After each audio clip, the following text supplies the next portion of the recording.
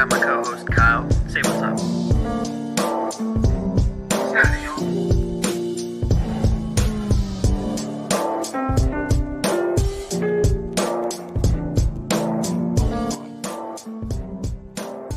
Let's get this shit going, baby.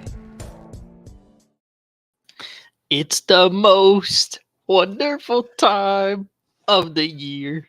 Yes, sir. Yes, Christmas and sports on the same day. Let's do it, bro. Hell yeah. It's going to be a movie. Yes, it is.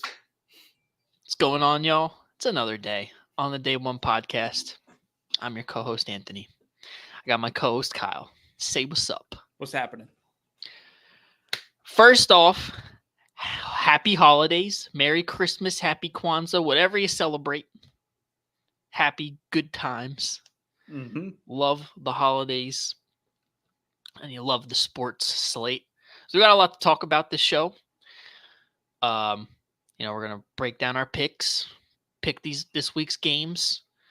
You're gonna do your try to tell y'all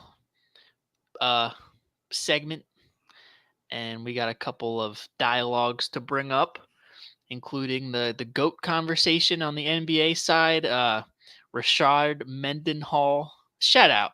He was such a dog back in his day, but we all know the dialogue that he brought up, so we're going to talk about that a little bit. And yeah, I got a little announcement at the beginning of the show. But before you do that, drop a like, subscribe. We might go live on Christmas, so you don't want to miss that. Mm-hmm. You know what we should do? I'm talking to all the people when I say live on the program. We should do like a live play-by-play of one of the games. No, we're no good at that. And we just chill and hang out. Watch the Yule log. Yeah. With the Yule log playing with the score on the top of it. We could figure something out. Yeah, we'll talk about it, see what we can do. Either way, I do want to go live, whether it be Christmas Eve day, whatever we can figure out.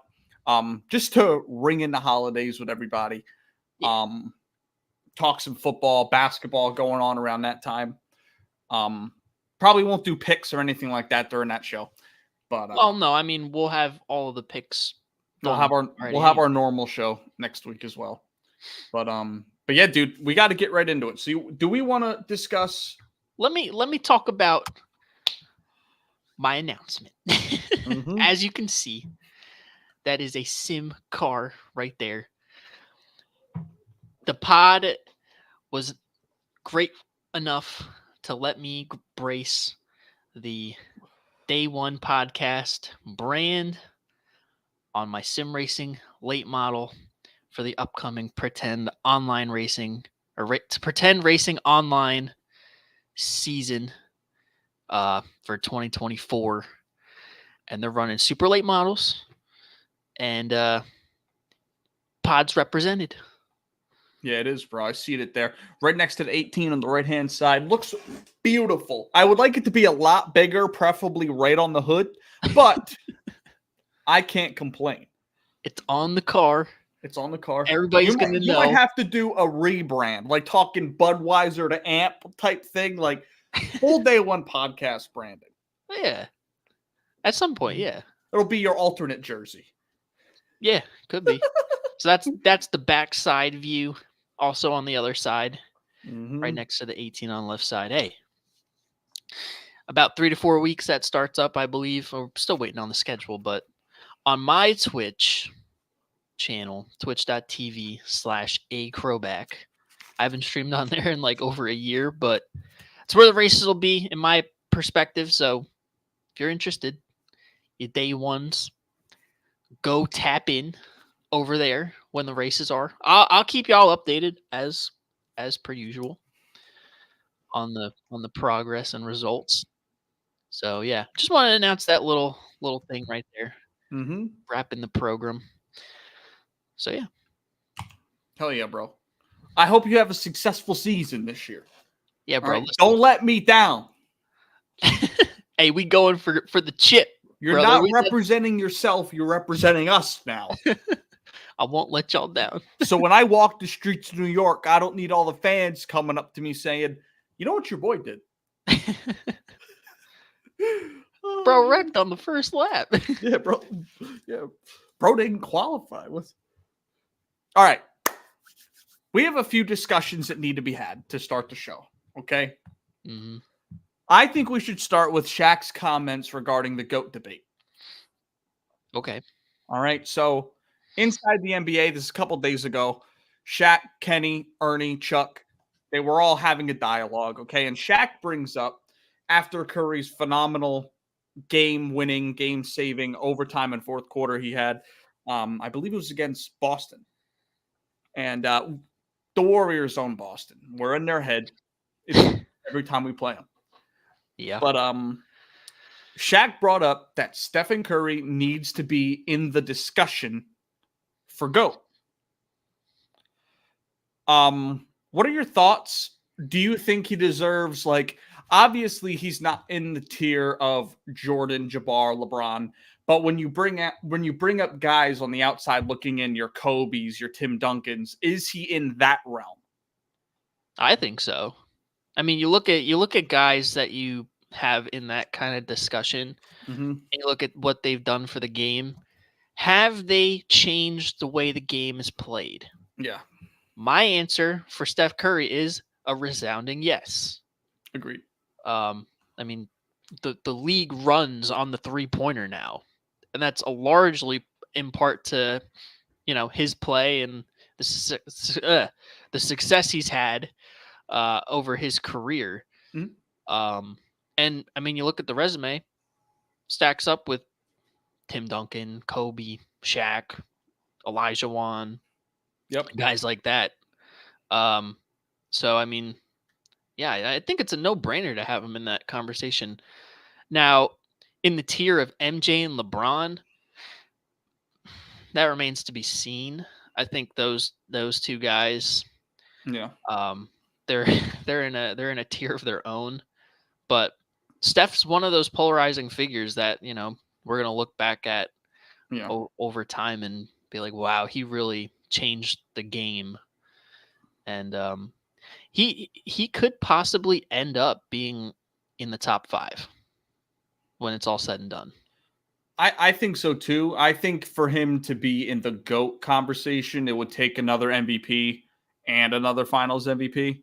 Personally, yeah, I'm not sure if it's going to happen. To be like obviously, like I think he's somewhat in the conversation of, well, these guys are the main guys, and then these guys right on the outside. He's in that outside conversation. Yeah, I definitely think he's in the like Tim Duncan, Kobe, Shaq conversation. Yeah. Bill Russell, he's in that mix. I'm not saying he's in the MJ Bron mix, but I don't know if he's ever going to get there. No, for him to have the everyday GOAT conversation where we're bringing him up in the LeBron, Jordan, Kareem discussion, it's going to take another ring, another MVP, I think. Probably some more all NBA first teams and all NBA teams in general. So I just want to run through my top 10. I created it on the fly, my top 10 players of all time and some honorable mentions. So 1, I have LeBron. Obviously, if you're still on the Jordan Hill, I respect it. Guess what? The Hill's getting a nuke dropped on it soon. So LeBron 1. I have Kareem at 2.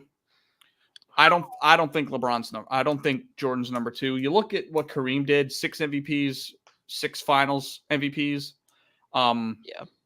That rivals Jordan. And at the same time, people want to say Jordan went 6-0. I'd much rather take 6 from Kareem and the 2 he made and didn't win than just 6 that Jordan did. Yeah. And people don't even remember when Kareem played for the Bucks and like the years he had there. People don't talk about it. And he was Lou Alcindor. Yeah. And not to mention the 3 national championships he won in college. That weighs into it. But does it really factor into I think it does. Discussion? I think it does. We say LeBron's number 1, but LeBron didn't win any college national championships. No, but I also think that people say, well, LeBron's been doing it for 21 years. They use his longevity, and he doesn't have that if he didn't go to school. And then people bring up, well, Jordan could have had that longevity, but he was in college. So I feel like college is definitely a part of it. I don't think it is, to be honest. Maybe not, but still, though. I can't knock – I don't want to knock Jabbar for going to 8 finals and winning 6 rather than just Jordan winning 6. I mean, Well, yeah, but Jordan that doesn't have played. anything to do with college, though. No, it doesn't. But forget that. Jordan did things other than the 6 years he won a ring. So let's just make sure that's known. Yeah. But no, I have Jabbar at 2, Jordan at 3, Duncan 4. I have Kobe at 5, Curry at 6, Magic at 7, Shaq at 8, Bill Russell at 9, Bird at 10, and then my honorable mentions: Wilt, Hakeem, KD, Oscar Robertson, and that's where I sit. So I think if he's gonna rival Duncan and Bryant, he's gonna have to win another one because he's at 4. Yeah. They're both at 5. Yeah. The thing that he is working against him for Kobe is he's got more finals. I mean, more MVPs. Kobe only won one. The thing that's really going to hurt Curry in the GOAT discussion at the end of the day is he's not an all-class defender. He's above average for his size, but to never make an all-NBA defensive team or never be in that kind of conversation. He led the league in steals 3 times, which is something, but right. You know what I mean? People aren't really thinking about that at the end of the day. So I don't know. I think Shaq's a little crazy, low key.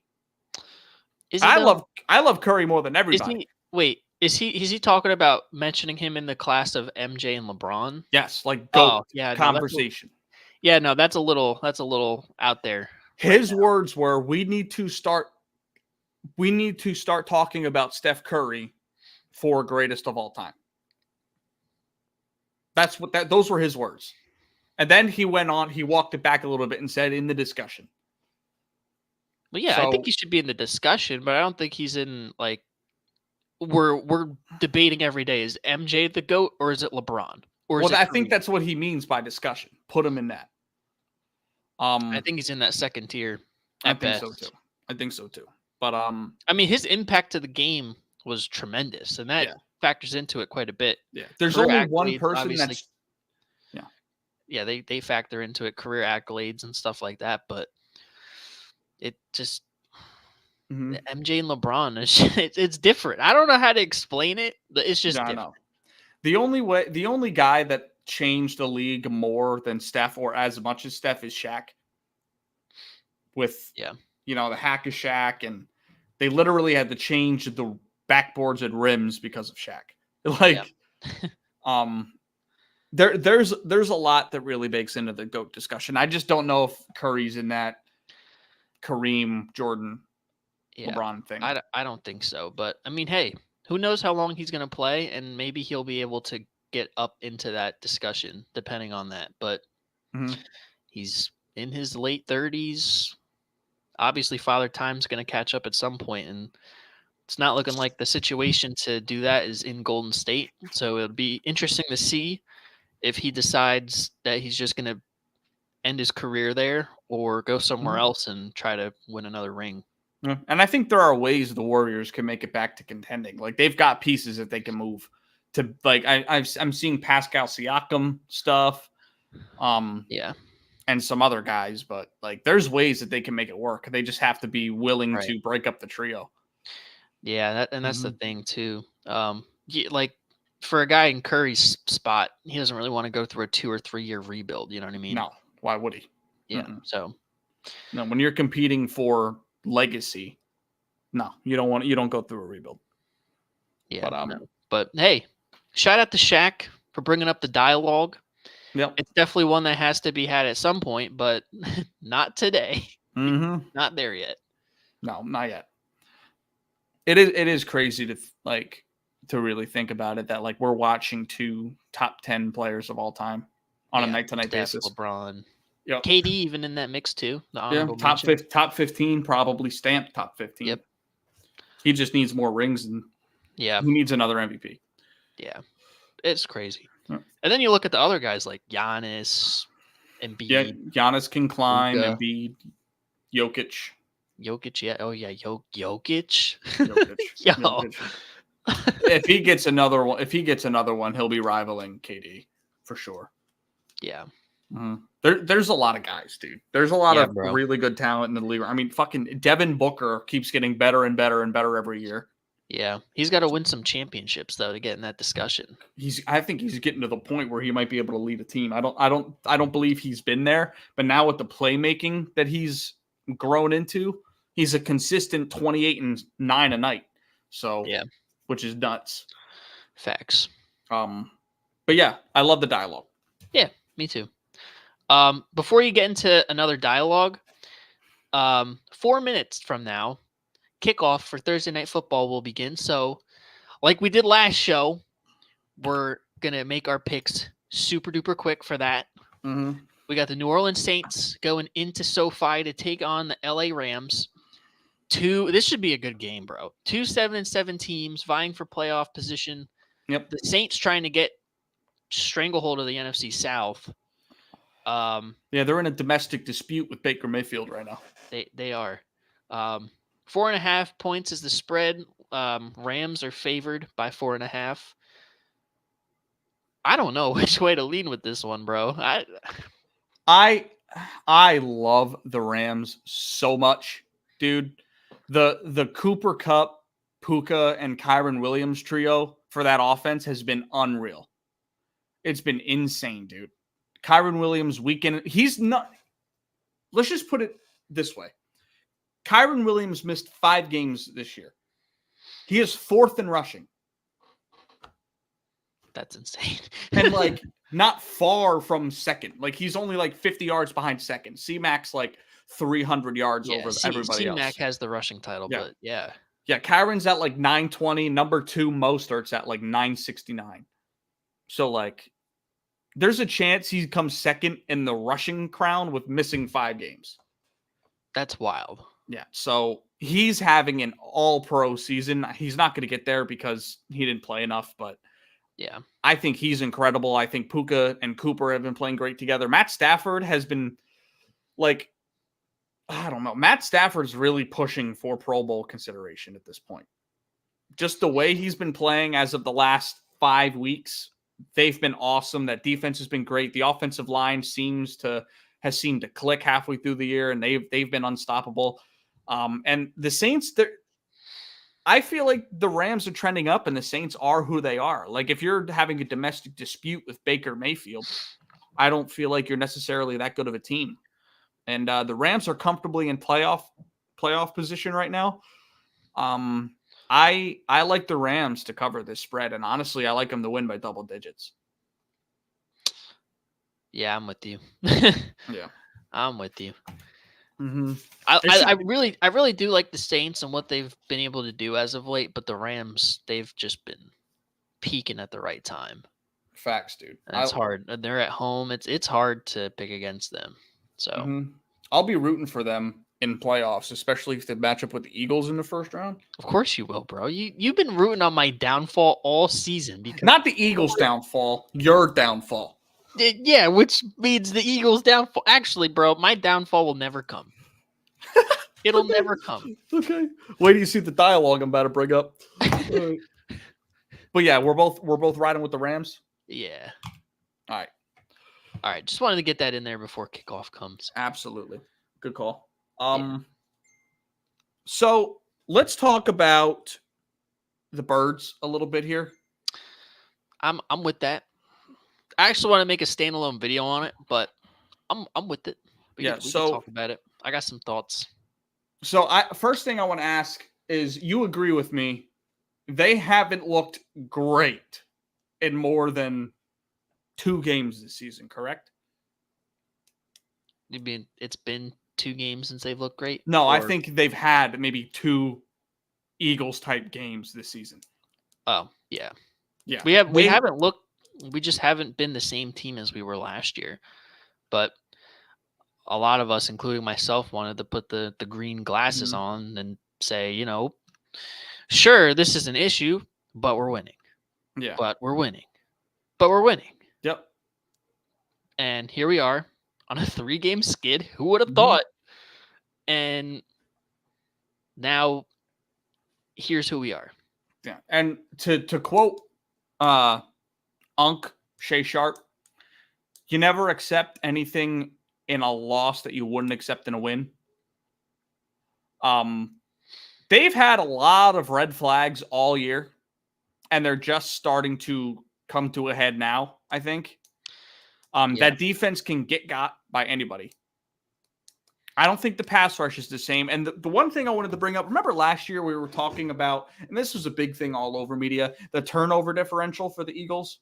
Yeah, Jalen was not turning the ball over whatsoever, and the Eagles were turning over the ball at a high rate. So in 2022, you guys finished the season at +8 turnover differential, number 3 in the league. Number 3 in the league behind Niners and Cowboys. This year, you're -6, which comes in at 23rd. Yeah. That's the biggest thing to me. Yeah. Why? Why, you may ask? There's plenty of things to go to. But for me, I go to coaching. I go to coaching because it's the only thing that has changed, particularly with this offense, other than DeAndre Swift, this offseason. It's, for the large part, the same guys, other than Swift and Cam Jurgens. You got the same guys. And we saw how explosive the offense was last year with the RPOs and the explosive pass game and all that stuff. This year, none of that. Yeah. The runs are forced. The passing concepts are not exotic. Everything is just so predictable. Everything just feels forced, especially the shots downfield. Situationally, Jalen's not seeing the field. And sure, I know what Jalen can be. We saw it last year. He's not seeing the field. He's not playing good. He's not playing as good as he was last year. And I'm not going to sit up here and say he's regressed. No. But I think a lot of it has to do with Brian Johnson. I think so. We saw the same thing happen. Now, I'm not saying this is a carbon copy. This has been going around on Eagles Twitter all the time. But 2017, Carson Wentz and, quarterbacks coach John DeFilippo, offensive coordinator Frank Reich had all the success, tore his ACL. We went on to win the Super Bowl with Nick Foles, whatever. Frank Reich leaves to go coach in Indianapolis as the head coach in 2018. And, John DeFilippo out. And then we get Mike Groh as the offensive coordinator. And we start seeing these issues with Carson Wentz. Granted, he had health things and his mental was not what we thought it was. No. But the coaching issue was an issue because the offense fell off a little bit and we didn't look like we did the year prior. And now you look to this current Eagles team. Shane Steichen last year with Jalen Hurts had him playing the best ball I think he'll ever play. Leaves to go coach in Indianapolis, and we elevate Brian Johnson and, first-time play caller buddy with Jalen Hurts. It's not the right formula. It's not the right formula. And I think the combination of him being a first-time play caller and being a friend of Jalen Hurts is the worst possible combination that you could have. Because who knows if he's coaching them hard? Who knows? Yeah. We know damn well Shane Steichen was, and Jalen Hurts would always talk highly of Shane Steichen.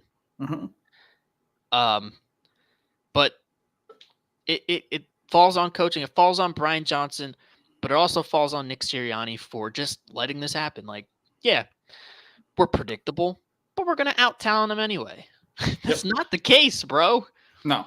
Sure, you can have all the talent in the world, but if you cannot put them in the positions to succeed, then it's not going to matter. And we've seen it all year. They found ways to win, but particularly the last 3 weeks, we've seen it in 4K. Yeah.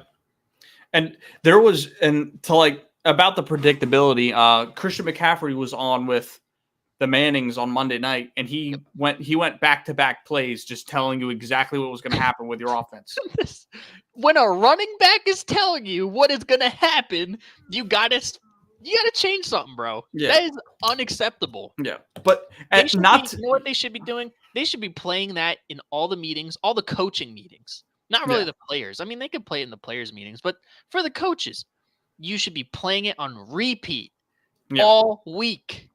All week. Mm-hmm. Be like, listen, a running back can tell you exactly what we're doing. It's not even Yeah. a quarterback, a running back. Yeah. They don't have to know all the stuff a quarterback does. No, and if to they know another, know- and they're focusing on defense when they're watching film. Yeah. Like, If they can diagnose what you're doing offensively, something has to give. yeah, It's ridiculous. agreed. And And not I'm to over it, bro. yeah, and not to disregard a lot what you said about the offensive stuff, but so I also wrote down takeaways and giveaways. Giveaways last year you were at 19, you're at 21 this year. Now, granted, it's more, but say you have 3 more turnovers, one each these next 3 games, you're only at a 5 differential. So it's not that bad in the grand scheme of things. The big thing's your takeaways. Takeaways, you're at 27 last year. This year, you're only at 15. So, Yeah. and you look at a guy like GJ last year, he had what? 6 picks? He had 6 interceptions, 6 and picks. our entire team this year has 6 interceptions. Yeah, so it's the really problem with not that pretty. is that we tried to keep him and guys like TJ Edwards. Yep. They just didn't take the deals. No. CJ wanted more money. We gave him a good contract, but his agent fumbled the bag, and he had to go to Detroit on a 1-year deal. We wanted him. It just didn't work out. Yep. So, I mean, that's kind of that narrative, but yeah, defensively, Mhm. it just hasn't been good. I mean, I guess like we saw good things early in the year, and maybe that was the competition that we were playing. Yeah. But I mean, for these guys to just not be good situationally, and for the calls just not to be Yeah. good calls, like when we take the Seahawks game, first quarter, they were calling a great game. Yep. Even in the second quarter too, they were calling a great game. What happened? Why could we not keep doing whatever the hell was working? Yeah. And that's what really makes me believe this is a coaching issue. Because we have the personnel, we have the talent to make a run in the playoffs, make a run to the Super Bowl. I believe. Defensively, maybe, we need some help, especially at linebacker and the secondary. But you're only going to get so far with bad coaching. Yeah. If you have good Yep. talent and bad coaching, you're going to win like a playoff game at best. Yeah. But you've seen good coaches take bad rosters far places. Mm-hmm. That's why, like, as much as I'd like to sit up here and say, like, yeah, we could still make it to the Super Bowl, and I'm still probably going to sit up here and say, if the stars align, we can probably get back. Yeah. But I don't think that we're going back to the Super Bowl if we're having these fundamental issues in our coaching this late in the season. Yeah. Like, this is stuff that should have been ironed out the first 4 Yep. weeks of the season. Exactly. Because, like, to this point, I don't believe you can go. Because I personally think you guys will end up losing the division. Just because of how things work out. Like, you have 3 NFC matchups. I have a feeling you're going to lose one of them. Winning 3 straight NFC matchups, especially with 2 divisional, I don't know. You have easy opponents, but with the way you're playing, who knows? So I'm not confident you can go into San Fran and win. I'm not confident you can go into Dallas and win. And I'm not even confident you can go into Detroit and win right now. I think we could beat Detroit. I think you could. I'm not confident that you will. I think it's 50-50, maybe a little bit more on Detroit's side. Yeah. I think you end up with the 5 seed, I think we can beat Detroit. I think to beat Dallas, we're going to have to win the division, which I still think we can do. Yeah. I feel like Dallas is going to drop at least one more. Mm-hmm. And if we match up with them at the link in the divisional round, if that's the case, which if we get the 2 seed, I don't think it will because they'll have to go to San Fran. But if we match up against them at the link, I think we could beat them. It's a toss up, but but I think we could beat Link. them. But the Niners, bro, I don't think we can beat them, bro. No, I don't think in San Fran in the Link you can beat them right now. Yeah, I don't either. And I'm just going to set something up here a little bit. So, this is what Jalen Hurts' third offensive coordinator in 4 years, correct? I believe so. So, I'm thinking about who Jalen is as a quarterback. I definitely think he's a top 10 guy, no doubt. But are we going to look back in a few years and look at last year as the outlier year? Because when you really look at it, like, yes, you could use the argument that he's had 3 different offensive coordinators in 4 years. So it's probably fucking with his fundamentals, the way he's playing, all that stuff. Yeah. But I could also say the only offensive coordinator that turned Jalen Hurts into an MVP candidate was Shane Steichen. So my question to you is, one, do you still think he's the third best quarterback in football? Well, you were saying 2. I was saying 3. But we'll say top 3. And do you think that moving down the line, because let's not act like Jalen Hurts was playing like he did last year in college even. I mean, he got benched. Yeah. Is last year the potential outlier year? I don't think so. I still think he's a top 5 quarterback in the league. I feel like I'm just gonna keep going back to it. I feel like this is a coaching issue. And you said it. It's his third offensive coordinator in 4 years. Before last year being the second year with Shane Steichen, he hadn't had the same play caller in 2 consecutive years since high school with his dad. Like, that's a lot of shit for a quarterback to go through with just ever-changing systems and language that they got to learn. Like, that's tough. That's really tough. So for him to have 2 consecutive years with Shane, and Shane is a brilliant offensive mind, as we can see. Yep. But for him to be able to get on the same page and really like hone in on the offense was huge, and a large reason why I think he was an MVP candidate last year. Should have won it, in my opinion. But no, I don't think this is the outlier in terms of his talent, because I believe his ceiling is the best quarterback in the league. He has the ability, he has the intangibles to do so. Not saying he's going to be, but for me, his ceiling is Pat Mahomes level. And, Pat Mahomes is struggling, but we're not talking about it. No. You know what I mean? They're having their own coaching issues without Eric Bieniemy. Their offense hasn't looked the same. He hasn't been playing the same, but we're not talking about it. And I think the reason for that is he's the only quarterback in the NFL right now that's earned the benefit of the doubt. He's the only one. Yeah. And maybe that's not fair, but I mean, hey, he's the most talented quarterback that's ever stepped on a field.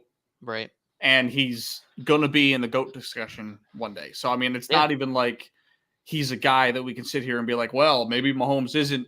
He is. Isn't that guy? No. I test overall numbers. He is. Yeah. But I feel like Jalen Hurts can be in that conversation too. I'm not saying it as a biased Eagles fan, but I mean, we saw what he did last year with competent coaching, and the year prior, the second half of the year, because, Nick Sirianni was running the offense the first 8 weeks and then gave it to Shane Steichen. And we saw what the improvement was when he actually had a competent play caller and competent offense around him. I mean, you can say that for a lot of quarterbacks and a lot of situations, but that's really the denominator that comes down to for me. Can he overcome it? To an extent, I think. He cannot overcome whatever the hell has been going on the last 5 weeks. It just cannot. Which isn't really on him.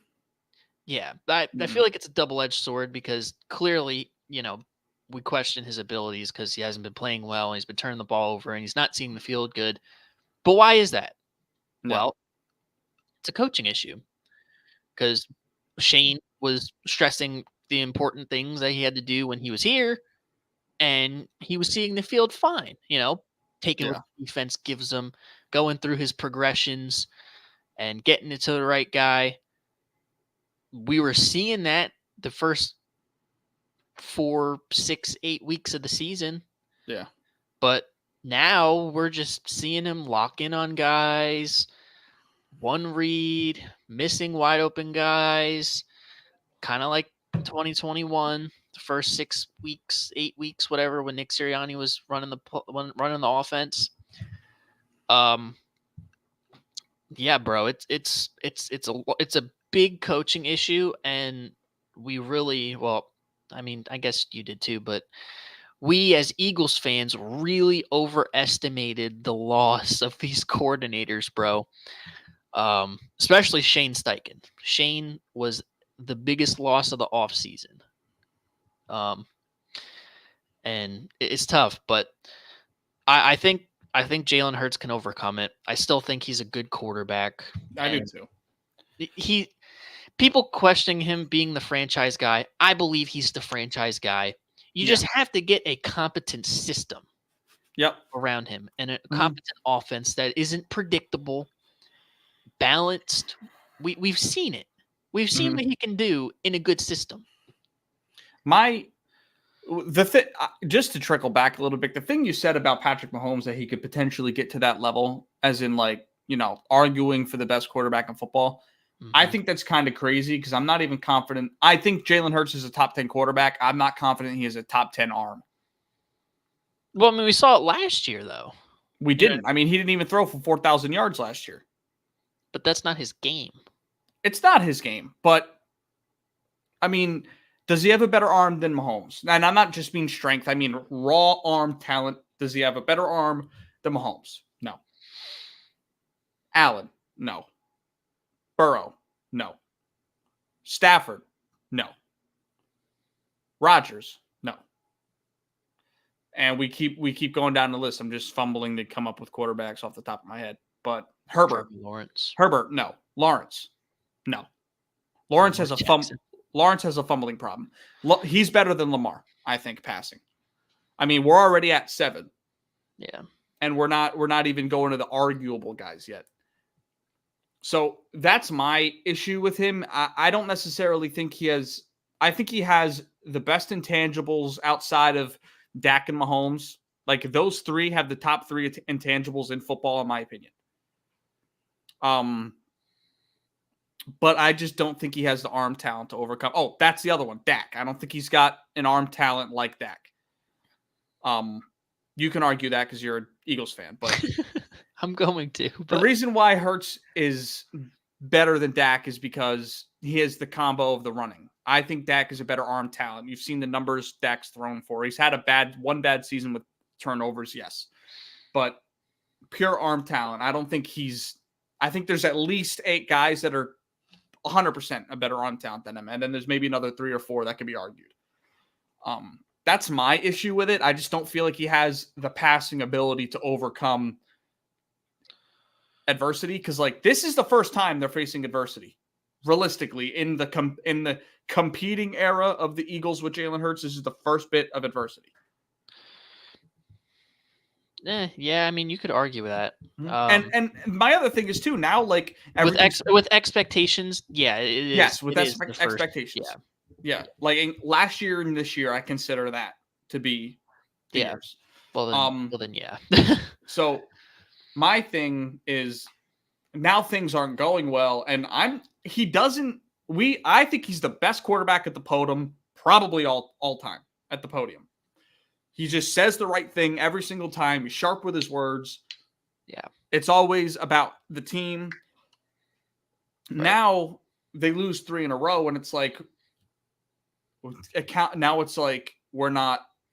What did he say? He said we're not committed enough. Yeah, you're not committed? On a Jalen Hurts team, that seems impossible to me. And you got AJ all over Twitter arguing with Lord Brunson of all people. That was crazy, bro. Yeah, and obviously that's not on Jalen, but as a leader of the team, it's partially on Jalen. I mean, we give We give guys all around the league shit for their receivers doing stuff. So I have to Right. give Jalen. And then Slay on Twitter too, talking about me, Yeah. me, I, my game, my game, my game. Yeah. Like, bro, Yeah. what are we doing? Bro, Yeah, bro, we're falling apart at the seams, bro. Facts. What is going on? Yeah. Like Jalen's an obvious like top 10 quarterback, best intangibles in the league. The talent, I don't know if his arm talent can overcome anything but a perfect situation. Yeah, I mean, I just don't know if it's there. Could it be? Sure. I mean, guys reinvent themselves, but right. like I mean, again though, I look at a guy like Pat Mahomes that we've given the benefit of the doubt to him because we've seen how good he's played, but they're going through adversity too. They are. And he's struggling just as Jalen Hurts is struggling. So, I mean, that's where the bar is set for me. I think Jalen can overcome it. But again, like I said, the root cause of all of this has been coaching. You could put a little bit into the bucket of roster construction because Howie Roseman took a gamble on letting a bunch of the young guys walk and coming back with some older veterans and young players that haven't really panned out. And that's the nature of the business. Sometimes these risks work out, sometimes they don't. And I really think next year, the way that we actually find out if it's coaching or quarterback is if you guys get a coordinator that we know is a good coordinator next year, not a guy like Shane Steichen, we knew as sort of during, but after the fact. Now that he's with the Colts and we see what he's doing, we know now. You know what I mean? Like you need a guy to come in that we know is a good coordinator, and then we'll see what the problem is. Right. But yeah. I would bring Frank Reich back. Frank Reich's an option. I would. There might be some offensive coordinators that may not have a chance to get a head coaching job that might want to move. Like Eric Bieniemy might be available if he doesn't get promoted. I don't know. I feel like they're going to make him head coach of Washington. They might. Ben Johnson. Rivera's out. Ben Johnson and the Lions, if he doesn't get a job, like there's some guys get a job though. But there's some guys out there like that, right? That you could definitely pull from their current team. We could poach, yeah. I just don't know what their pride level is going to be in terms of Brian Johnson, but God, I hope he's gone. Yeah, because I cannot go through another season of this. And the worst part is he's not even your worst coordinator right now. Yeah, Sean Desai. he's not even running the defense, bro. Fucking Mr. Pencilman. Yeah. So, I just wanted to get your thoughts on everything because you know Jalen better than I do. I want to know everything. Nah, you're doing it wrong. You're doing it wrong. It's this. Yeah, you got it. But yeah. Anyways, transitioning to another quarterback dialogue since we spent some time on Jalen. I'm going to ask you about a series of quarterbacks. I'll give my opinion too. Okay, your three options are cut or trade. Most likely cut, but cut or trade. 1 more year, or sign them to an extension. Okay. So cut, trade, extend. Franchise tag, basically. Cut trades together. So, like, get rid of the guy. Okay. Yeah. Get rid of the quarterback. Hold on to him for 1 more year, or you're confident in signing him in an extension. Okay. Okay. All right. First quarterback, Baker Mayfield. This is funny because what's the context of are we talking about like to start a team or in their current situation? If you were the GM of their current team. Gotcha. Okay. I'm giving him 1 more year. You're not signing him to an extension. I'm not signing him to an extension just because they've been so hot and cold this year and kind of inconsistent that I need another season to see like, all right, are we giving him an extension or are we not giving him an extension? I'm not questioning Baker's character. No, I think he's grown up big time. Yeah. He has grown up. He's been nothing but good vibes to the Bucs locker room. But I just have to see another year of it because they've been so hot and cold. So I mean, you don't want to sign a guy like that and then come back the next year and it's just dog shit. You know what I mean? So I'll give him another year and then we'll think about an extension or cutting him. Me, it's sign an extension. Reason being, one, my Baker Mayfield propaganda. Of course, bro. The other things are, you look at what he's doing with a defensive head coach. There aren't a lot of quarterbacks that can do what he's doing right now when you're in that situation. I mean, you look at a guy like, and we'll talk about him, Mac Jones under a defensive head coach. It's just there's a disconnect. Baker is playing the best football of his career under a defensive head coach on a team that we all thought was going to be the first or second worst team in the NFL this season. They might win their division and go to the playoffs. And it's because of him. Yeah. And so to me, it warrants the Geno Smith treatment of last year. Like, we extend him because we don't know in our drafting position if we're getting a guy better than him.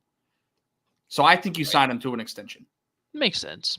And he's still young. And even at that point, too, you kind of save, like, if he really balls out next year, then you're going to be signing him to a lot more of an extension. Yeah. But, yeah, I mean, I could see both options. Yeah, I can too.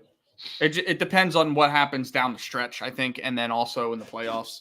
Yeah. I think if they're shaky, then he's going to get another year. But Okay. Next quarterback, Mac Jones. You have to bake in situation, coaching situation. You have to bake in such a shitty situation. I feel so bad for Mac Jones because I feel like he's been the scapegoat of that whole coaching fiasco. But I mean, you're gonna have to cut him, bro. Yeah, I think I'm in the same boat. I mean, you look at what happened with him last year and the disconnect between him and Belichick, bringing in a defensive coordinator. Matt Patricia. A defensive coordinator is your offensive coordinator. Oh man. And also he's got absolutely no weapons. None. I'm sorry. Say what you want about Kendrick Bourne. He's hurt for the year. Yeah, say what you want. What you want about Jalen Reagor, Juju Smith-Schuster, if they're the saviors or not. Bro, they have 3 healthy wide receivers. Yeah. That's it. Yeah, it's not pretty right now. But I feel like you cut him. I mean, I feel like you've gotten the best. The best Mac Jones we've seen was his rookie year. He hasn't improved. He's not reading defenses better. Like, it's just not. And especially in a draft class like this, you move on and take a pick. Right. Yeah. Yep. I feel like they're competing pretty much for the backup quarterback position at this point. And who knows? Belichick was more than likely out this year, so new coaches are gonna want their guy. So yeah. It's probably how that cookie's gonna crumble. Okay. Next quarterback, Kenny Pickett. He's an interesting one. I'm not sure how to read that situation because he's a hot and cold guy. When he's hot, but when he's cold, he's cold. Yeah. And it's more cold than hot. Yeah. I'm giving him another year because he's a young guy. Yep. I feel like more than likely he'll get extended just because of the relative success that they've had. And, I mean, based on their position, they're going to have next season go catastrophically wrong for them to be in a position to get a quarterback. Who knows what the quality of the quarterbacks will be. I feel like they're just going to settle on Kenny Pickett, kind of like the Giants did with Daniel Jones. Yeah. So for me, I'd give him another year. I'm probably going to extend them. Yeah. I'm in the boat of one more year, mainly because if they get an offensive coordinator that can do anything next season, maybe help develop the offensive line, get some picks in there. Then you really see what Kenny Pickett can do. It'll be year 3. That's the boom year for quarterbacks. Yep. They have weapons, Pat Freiermuth, George Pickens, Deontay Johnson. Like, they've got some guys. But they are quality guys. I say it's one more year, and then next year is when you decide, okay, are we moving on into the draft or are we signing him to an extension? Yeah. Yeah, I agree. Okay. Russell Wilson. We can't do this with him because he is extended 5 years, $250 million. If he was going into his last year of his deal. I'm not answering that question because We don't do if, buts, and maybes. We do absolutes. And the absolute is he's in the second year of a 5-year contract. Well, the reason this is interesting, I guess from what you can see is like he's an older guy. Yeah. Teams have been able to finagle their ways out of these long, big deals with quarterbacks. But who's in the market for Russell Wilson? No, but here's my thing, okay? The reason why I put him on here is because obviously extension's not available. It's between cut or 1 more year. So if they were to give Russell Wilson 1 more year, $63 million more becomes guaranteed if he starts to snap for Denver next season. $63 million more. So it's a big cap hit either way. You cut him this year or next year. It's $63 million more to cut him next season, after next season. So what do you do in that situation? Sean Payton, new head coach.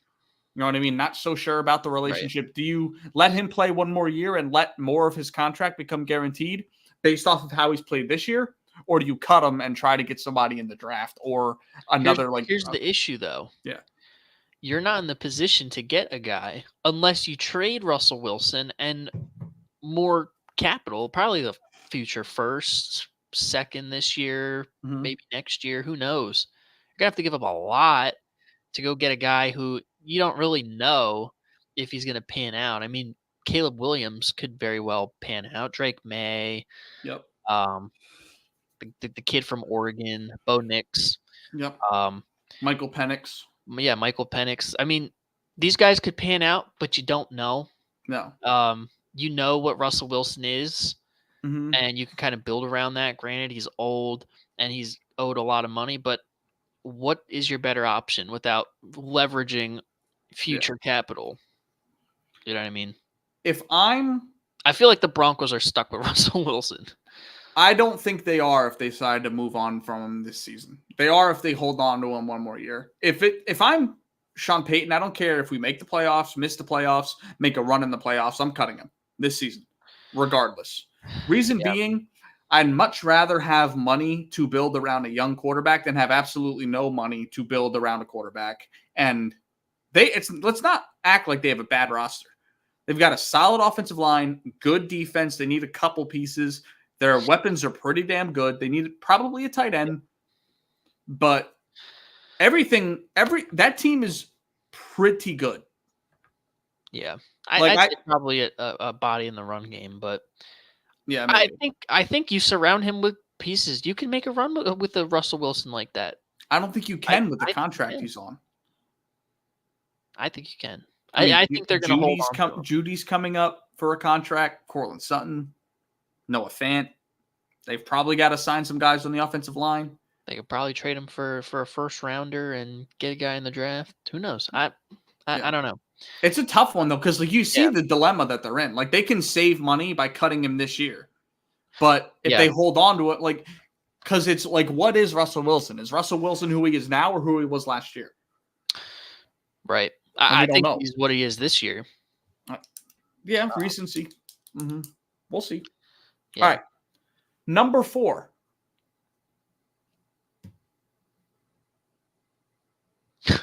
Number 4? Oh, I was waiting for you to say the name. I was like, yep. So this situation's more of a trade 1 more year or again. Yeah. I'm in the same boat here. I'm not answering. Fair. Why? Fair. We don't operate in if, buts, and maybes. We operate in absolutes. Yeah. And he still has 3 years on his deal. Yep. I'm in the camp of you hold on to him for 1 more year and see what he's like in a full healthy season. Because he started to pick it up before he got hurt again. He was. Yeah. And could you imagine? Listen, I understand we got the MVP Joe Flacco at the helm, but just imagine if the way he was playing, with the way this defense has been playing, we'd be talking about Browns Super Bowl contenders. I still think they can upset somebody now with Flacco. Yeah, I know, but just imagine with number 4. Yeah. Like, man. Yeah. And then what if Flacco pulls a Nick Foles run? Bro, I would not be surprised at all. They've And got the defense and the weapons, and Flacco's done it before. I hope to God they do. I'll be a Browns fan for the playoffs if that happens, bro. I ain't Facts. All right. Jimmy But- G. Huh? Jimmy G. Cut. Yeah. With a new contract? No. He's injury prone. He's getting up there in age. I feel like at best he's probably a backup that can come in and hold the fort down. If we didn't see he's not a starting quarterback at this point. I think if we talked about this like 4 years ago, we're probably saying, oh yeah, give him an extension. But I think if we're talking about this 3 months ago without seeing what Aiden O'Connell can do, then it's probably hold on to him. But Aiden O'Connell's been playing good football. Yeah. For Aiden O'Connell. Well, I mean, he's been playing good football. Yeah. So yeah, no, I'm cutting the living shit out of Jimmy G. All right, I've got an interesting one here. Sam Howell. I think you hold on to Sam Howell. He's not at the point yet where he's up for an extension, but I think you do hold on to Sam Howell. Raw quarterback, but has great arm talent. He's a guy you can build around. He was leading the league in passing yards for God knows how long. So he's got an arm.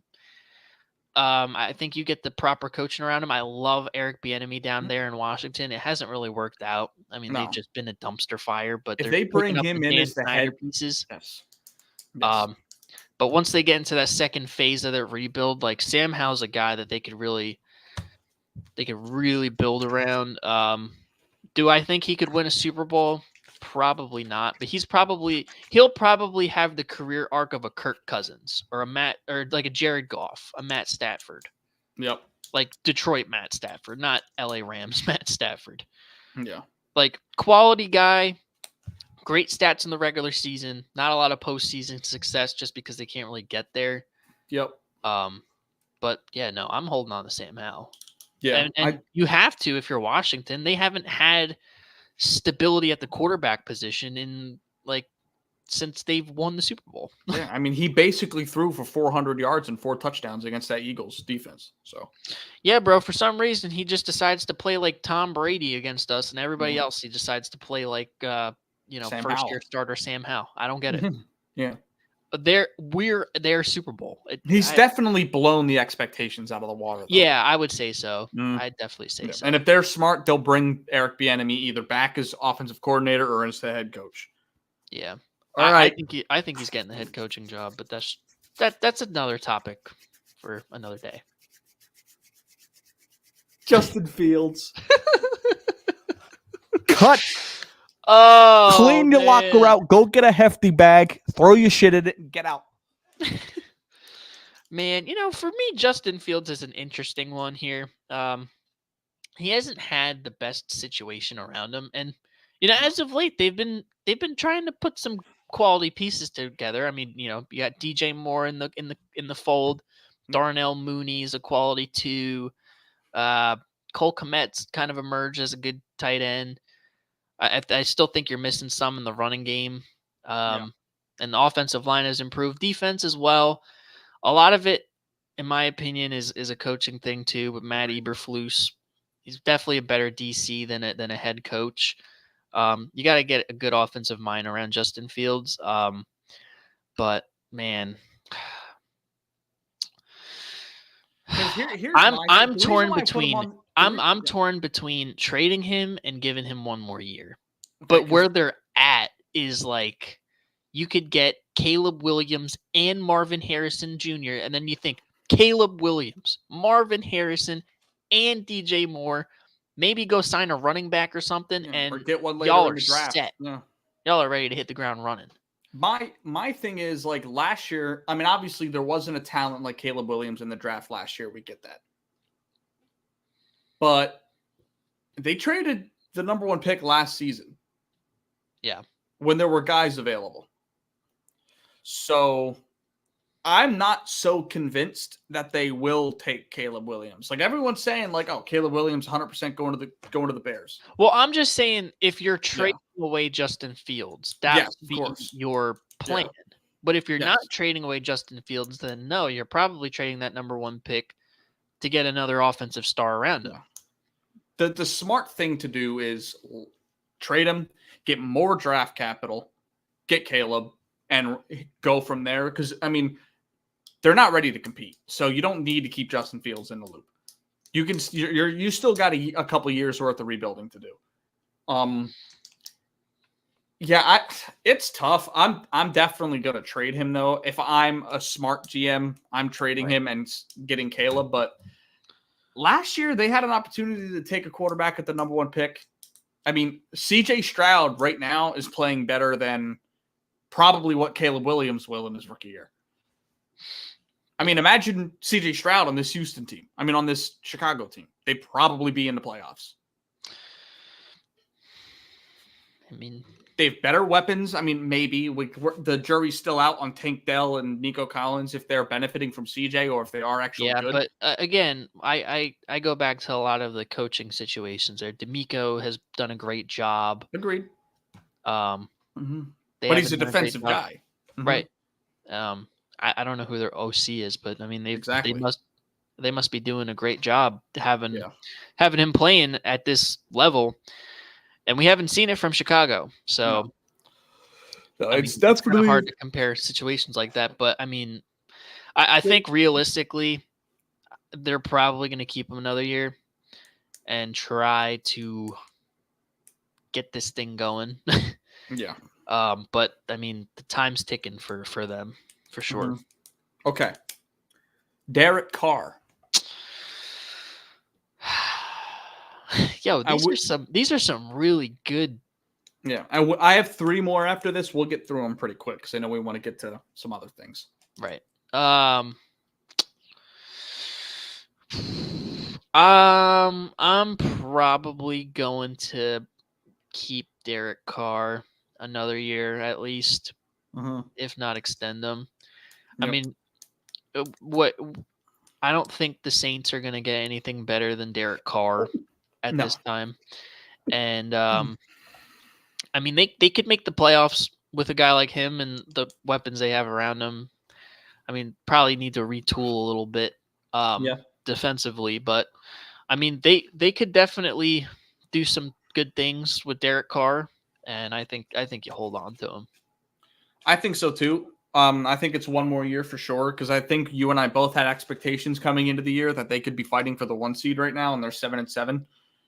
They're the most disappointing team to me this year, other than the Jets, but the Jets couldn't control their destiny. Right. Yeah, I definitely think 1 more year for Carr, especially. I mean, they're in cap hell. Like they're not getting out from under that for a while, so you might as well just ride out the contract. Yeah. No, I agree. Yep. This one's probably easy, but Desmond Ridder. Pack him up. Get him the fuck out of here. I'm cutting him. I'm not even trading him. I'm cutting him, bro. Yeah. He is a trash quarterback. I think Tyson Bagent was playing better ball than this guy. I mean, as of late, he's been playing better, but I'm not sold that you can build a playoff contender around a guy like Desmond Ridder. I think if you're Chicago and you're gonna trade him, I think you would go after a guy like Justin Fields if you're Atlanta. Mobile guy, fits the Mike Vick mold. You have some dynamic weapons with Drake London, Kyle Pitts, Bijan. Use Bijan. I don't know why is he blocking for Cordell Patterson. And that's my question. Like, are we putting a lot? Obviously, Desmond Ridder's not a world beater, but what's the situation with coaching there? Like, I mean, they underutilize Bijan. They underutilize Kyle Pitts, who we thought might be a top 5 tight end by now in the league, maybe top 3. Right. Yeah. So how much of that is on Desmond Ridder? How much of that is on coaching? It's obviously a mix of both. But Taylor Heineke was playing really good with Washington last season, like for his standards. And and with the Falcons, he plays like garbage because I feel like they're not utilizing weapons correctly. Right. Yeah. Like, again, it could be a coaching issue, but From what I've seen of Desmond Ritter, Yeah. I'm not sold at Yeah. all. Maybe You just run Taylor Heineke as a bridge guy for next year, and That then yeah. because they're going to be picking too high to get a guy. 6 and 7 right now, or 6 and 8. Yep. Yeah. All right, last two, Geno Smith. Geno Smith. You gotta keep him around, bro. One more Gotta year. keep him around. At least. You're not gonna have a better situation than Geno Smith if you're Seattle. He ain't right back. Yep. And he's been contrary to popular beliefs on this program, from half of this program, he's been playing great ball the last 2 years. And that Russell Wilson trade for Seattle is looking like a dub for sure, with his emergence. So yeah, bro, I'm keeping Geno. I think the situation's a little interesting because Drew Lock can also start and win games. Mhm. But, I mean, Geno's been playing fantastic, so I don't see any reason why you cut or trade him. Okay. And then last quarterback, Kyler Murray. I'm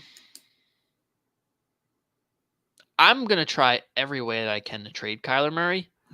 I don't think it's going to happen. But if it's me, I'm trading him. Reason being, we've seen the ceiling for Kyler Murray and what he is. He had the ACL injury, but he has looked pretty good. So you can't really factor in those kind of injuries Nope. to an extent. But Still a turnover machine. Yeah, I'm just I'm not sold on his intangibles and his commitment to the game. We've seen the history with Call of Duty Double XP weekend and the minimum film time in the contract, which is alarming for a franchise guy that you're going to pay $250 million to. So yeah, I'm especially in their position. I'm trying to move off of him. Look, you could trade him to Atlanta. Yeah, you could could trade a Kyler to Atlanta. That would be a fun team. Yeah, that would. That'd be awesome. But do I think it's going to happen? Probably not. But that's what I would do. I'd trade him. All right. Hell yeah, bro. I'm some of your answers were surprising, but about what I thought they'd be. Yeah. All right. Do we need to address the elephant now? What? The Rashard Mendenhall. Yes, we do, bro. All right. Absolutely. So something brilliant happened on Twitter these last few days. Right, is Rashard Mendenhall, that's his name? Yep. Former running back for the Pittsburgh Steelers. Yeah. He tweeted out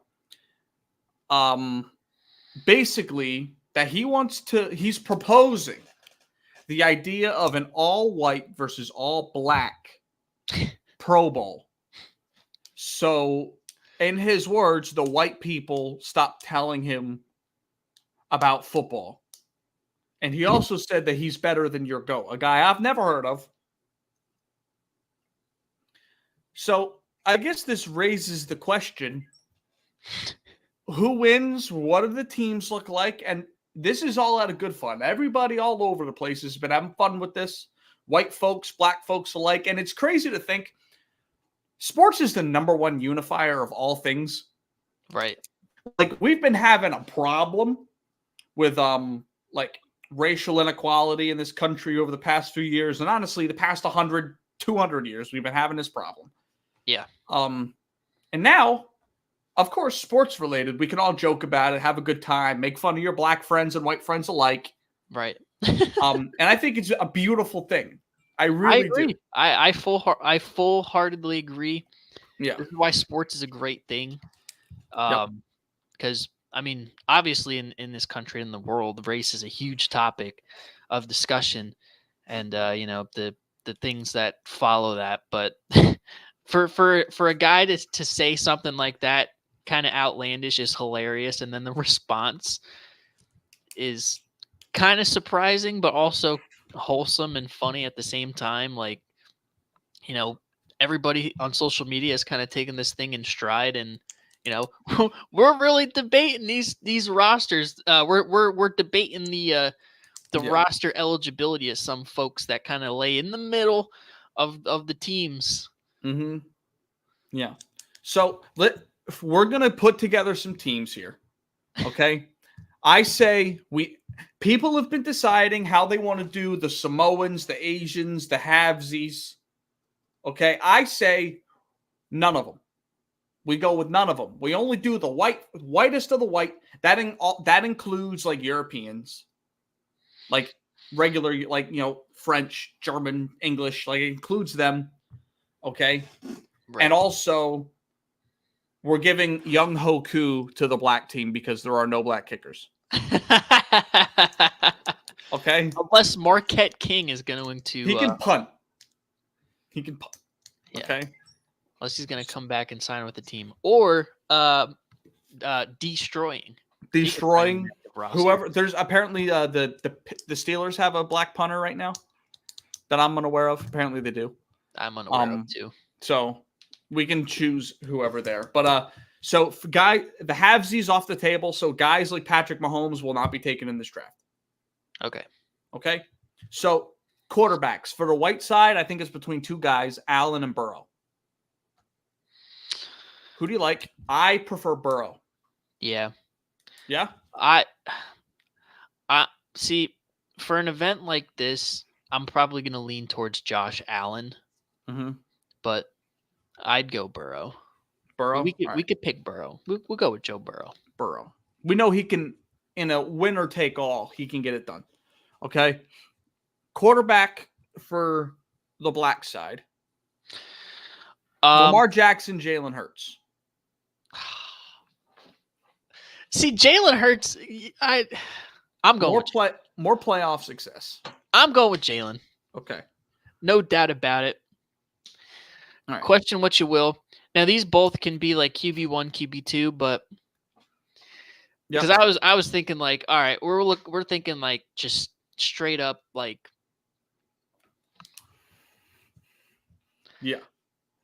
Lamar Jackson, but hey, if Jalen Hurts is in the conversation, man, listen, I'm taking it 10 out of 10 times. Yeah. Sign me up. Yep. Okay. So running backs, we'll take two backs, whether it be one fullback, one halfback, or two halfbacks, whatever you want to do. I say for the white side, it's Kyle Juszczyk and Christian McCaffrey, right? Christian McCaffrey, yes. Okay. Because we also have got Alec Ingold's an option. Not Alec Ingold. Patrick Ricard is an option for fullback. We don't have another running back. There's not another white running back in the NFL? Does Austin Eckler count? Can he play for us? I don't know. Hey, chat. Should Austin Eckler play for us? Should Austin Eckler play for the white team or the black team? I don't know. He seems like he's in the middle. Let's look. Yeah. Let's take a look. You know what I mean? Pull out the family tree. But McCaffrey's a lock for the black side. What are we thinking? Are we thinking Derrick Henry? I'm taking Derrick Henry and Alvin Kamara. Okay, 1-2 punch. You know what I mean? One with the sauce, one with the sugar. I like it. All right, Derrick Henry and Alvin Kamara. Okay. Man, I don't know, dude. I think we should go Juszczyk because he could be used in the pass game, the run game, blocking game. So we're just ripping the entire San Fran backfield. All right, we can do that. Hey, Juszczyk is a dog. Juszczyk's a dog. Listen, we don't need him for every play. You know what I'm saying? All right. Kyle Juszczyk. I'm with that. All right, whatever. All right. Wide receivers. Okay. So here's my question. Are we running like I feel like there's only like 3 wide receivers we can get on our team, maybe 4, and one of them's got to play corner. We'll probably run 4 wide receivers. I would think a team of 5, but like, because if you're trying to do 5 wide receiver sets, but we don't have to because look at our tight end pool: Kelsey, Kittle, Hawkinson, Andrews, Goddard. Right. We could run 3 tight end sets and dominate. That's true. You know what I mean? I'd say Kittle, Kelsey. You know what I mean? Run Kittle, Kelsey, and Hawk. Yeah. Yeah. What are we feeling here? Let's go with 4. Four wide receivers. Okay. We'll go with 4 wide receivers. Cup and Thielen are a lock, right? Yeah, Cooper Kupp, Adam Thielen. I feel like Braxton Berrios has to be on this list as well. Oh, agreed. Berrios. Braxton Berrios and who else do we have? There's not a lot of options out there. There is not a lot of options. Devin Allen is on the practice squad. Can't really pick him. That's why I said 3 tight end set. And we have a rotation of 4 tight ends. Hold on. Let me think about this. Or I'm gonna find a white guy to put here. I mean, because we could put Kelsey on the outside if we have to. You know what I mean? It's an option. Shout out the missus. Yeah. It's me on the left. Yeah. I mean, we got some choices here, bro. I'm gonna say, is Cole Beasley still in the league? I'm sure he'll suit up. Put him out there. Cole Beasley. Cole Beasley. I know. I heard rumblings about him playing this year, something like that. I don't. Yeah, he was playing at some point. I feel like so. Yeah, we can ride with Cole Beasley. So we got 4. Yeah. All right. Jetta, Tyreek Hill, Jamar Chase, AJ Brown. Okay, I am agreeing. They gotta. Jalen is gonna have a field day, bro. Oh my god. I said Jetta, Chase, Brown, Reek. Yep. Oh man, bro. Could you imagine Tyreek Hill, bro? AJ, just any combination of these 4 guys. We are playing zone, and we are playing 3-man deep, bro. We're not even playing zone, bro. We're playing 6D. We're playing like 8 DBs, bro. Yeah. No, we don't have. We are playing quarters and double teaming. Quarters. We're playing quarters. Straight up. All right. So tight ends, I say we get 4. With only having 4 receivers, we should have 4 tight ends. Yeah. Now I think it should be Kelsey, Kittle, Andrews, Hockenson. I'm gonna say Kelsey. You're not going to. Goddard's not on that level. I'm going to say. I'm going to say. Goddard. All right, we can. You know what? It's our team. We'll take Hawk off. Yeah. All right. Fuck you, Hawk. Kelsey, Kittle, Andrews, Goddard. I'm with that. Andrews. It's looking a little bleak for tight end though on the other side though. You got Kyle Pitts, Darren Waller. Darren Waller. You can look at the. I say they need 3. Right. Say 3. Yeah, 3 for them. Or 2. They honestly only need 2 because all 4 of those receivers are going to be on the field every damn play. Yeah, but if we're giving the white guys 4 tight ends, we might as well give the black guys 4 tight ends. You know, we can't discriminate. We could find some black tight ends, bro. Yeah, here we go. Here, Kyle Pitts, Darren Waller, Gerald Everett, and David Njoku. There you go. Perfect. Yep. All right, so Pitts, Waller. We definitely have the win on that side. But Pitts, Waller, Njoku, who else? Everett. Gerald Everett. Yeah. Yeah. He ain't getting much run, but he'll be on a squad. Yeah. All right. All right. Tackles, guards, centers. Just rip half of the Eagles' offensive line for the white guys. Yeah, Kelsey and Johnson, 100%. Kelsey, Lane Johnson, Landon Dickerson. No. Gotta be on the list. No, is Dickerson a left guard or right guard?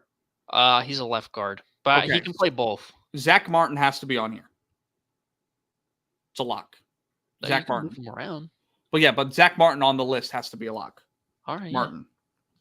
Yeah. And then, so here's the other question, though. Quentin Nelson's available, too. At guard. So do we like Quentin Nelson or do we like... I like them all because you know what? We have Jeff Stoutland coaching us. He can have everybody play every position. I'm not worried about it, bro. Because there's other tackles, like you have guys like Garrett Bowles in the league, right? Because we need another tackle. I'm not playing Landon Dickerson at tackle. If you want Landon Dickerson on the other side of Kelsey, I'm with that. On the right side? Or on the left side over Quentin Nelson. Oh, yeah. Okay. All right. Dickerson. And then who do we like at the other tackle? Left tackle? Oh, man, I don't know, bro. Mm-hmm. I mean, Mike McGlinchey. He's a guard, though. No, he's a tackle. Oh, all right. Well, yeah, put him at left tackle. All right, McGlinchey. Stout will get him right. He's primarily a right tackle guy, but he'll get him right. Johnson, Martin, and Kelsey are just it's food. So like nobody's rushing us. Don't disrespect Dickerson. He's not to the level of those three guys. He's not to the level of those three guys. Don't listen. Don't disrespect my man Dickerson like that, bro. It's no disrespect. He's just not on that level. The weak link is Mike McGlinchey, but all right, absolute locks. Absolute lock for the O-line on the black side. Trenton Williams. Yep, Trent Williams. Big Trent. Laramie Tunsil at the other tackle. Yep. Laramie Tunsil. Centers. Question for the dude with the fluffy hair. Yeah, bro. Why you got two things going on at once? Because I'm a man of multiple tasks. What can I say? True. It's true. You are an elite human. I will say that. Appreciate it. Oh man, 2 guard spots and a center. Center top ones are Creed Humphrey, Jason Kelsey. Creed Humphrey's white. Yeah. We could have even taken Joe Tooney over Landon Dickerson. Oh wait, guard Trey Smith. Okay. Trey Smith from the Chiefs. Trey Smith has to be on here. Okay. Elite guards. Let's see. It's got to be guys that have had some run this year. I don't know. I mean, if we were digging deep into the bag, Richie Incognito's coming out of retirement for the boys. But he's gonna bully that whole room though. Yeah, like the Pouncey boys are gone. Rodney Hudson's gone. Who do we have at center in the league? Like, who's got a dominant O-line? Bro, we could have. Frank Ragnow would have been good at guard. I'm trying to think of dominant offensive lines. There's Trey Smith. I mean, well, the other tackle we've Tunsil. Centers. Tyler Biadasz is white. What are we thinking? I don't know, bro. All right, we can come back to guard center. Yeah, all right. We're gonna have to. All right. D end and the D tackle. So I think we're gonna need to run 3 D ends. I mean 4 D ends, because I don't think we have a D tackle that's worth a damn. Well, we're gonna have to pick a tackle. We can't just run ends against.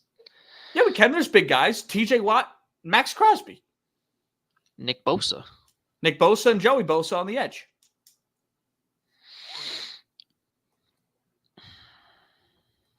Those 4 have to be on the squad, I think. Yeah, we could do that. I mean, we could have.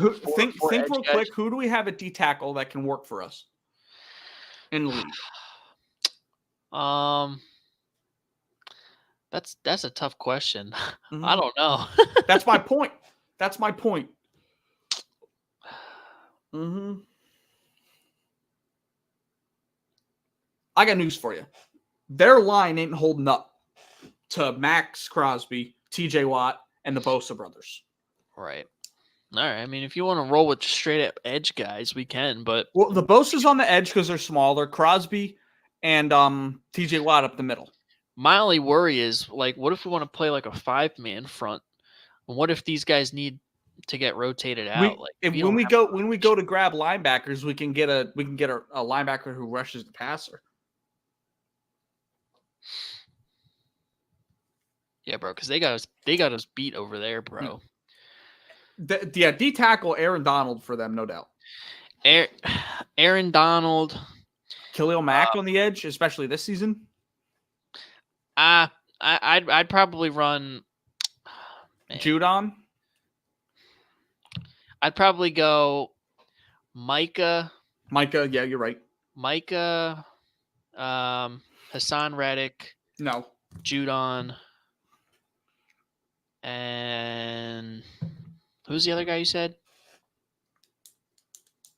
I said Judon.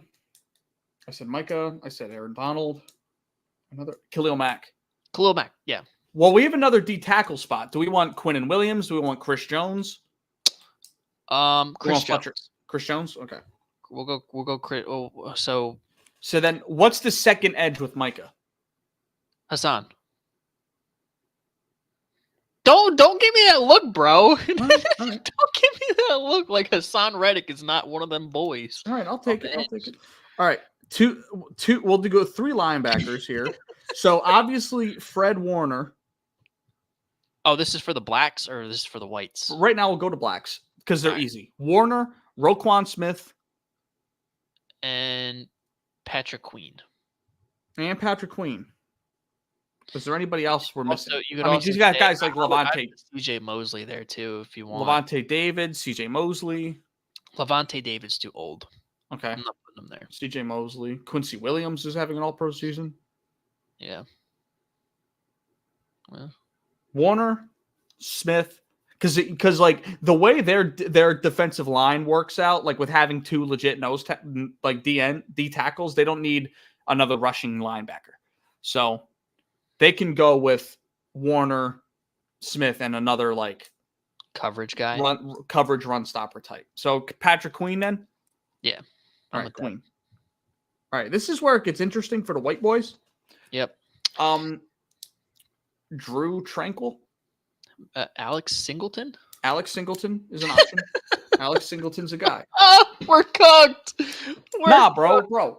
These with the pass rushers we got, we're food, bro. It's food. Alex with the pass rushers Singleton, we got. I watched this man play football for my team. We're cooked. No, we're fine, bro. We're gonna be trotting out Nate Gary, Alex Singleton, and Duke Riley.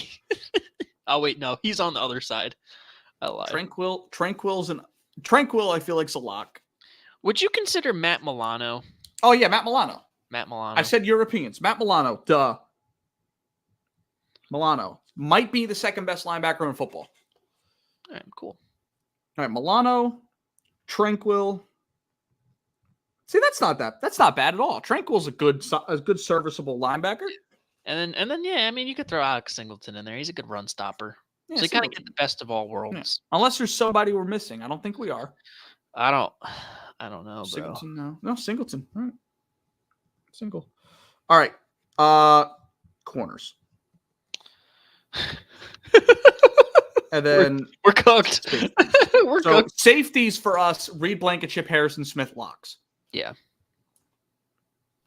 Say that again, bro. There's 2 white safeties in football. There's 2 white safeties in football, bro. Actually, no. Ashton Davis for the Jets. He could play corner for us. We'll put him as a corner. Ashton Davis. Put him as corner. We got Reed and Harrison Smith playing safety. And then who's Apke? He's a white corner, right? Who? Apke. I don't know who. Or Troy. It's Troy Apke. White dude. Not Dye. Not Apke. Apke. I guess. I think it's Troy Apke. Troy Apke. Yeah. Look at this. So here, we'll switch up. We'll get to that in a second. Take a look at this. Troy Apke. He's a corner in the NFL. All right. Yeah. That works. Yo, we're cooked. That works. Oh. No, bro. Listen. Listen, Reed and Smith aren't letting nothing up deep, okay? We just got to control the sidelines, rush the passer. We're not going to control the sidelines, bro. Are you kidding me? AJ Brown's going to eat that dude for lunch. No, we got it, bro. We got it. You have no faith in us.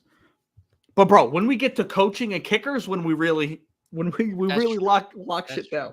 Okay, so Davis and Apke.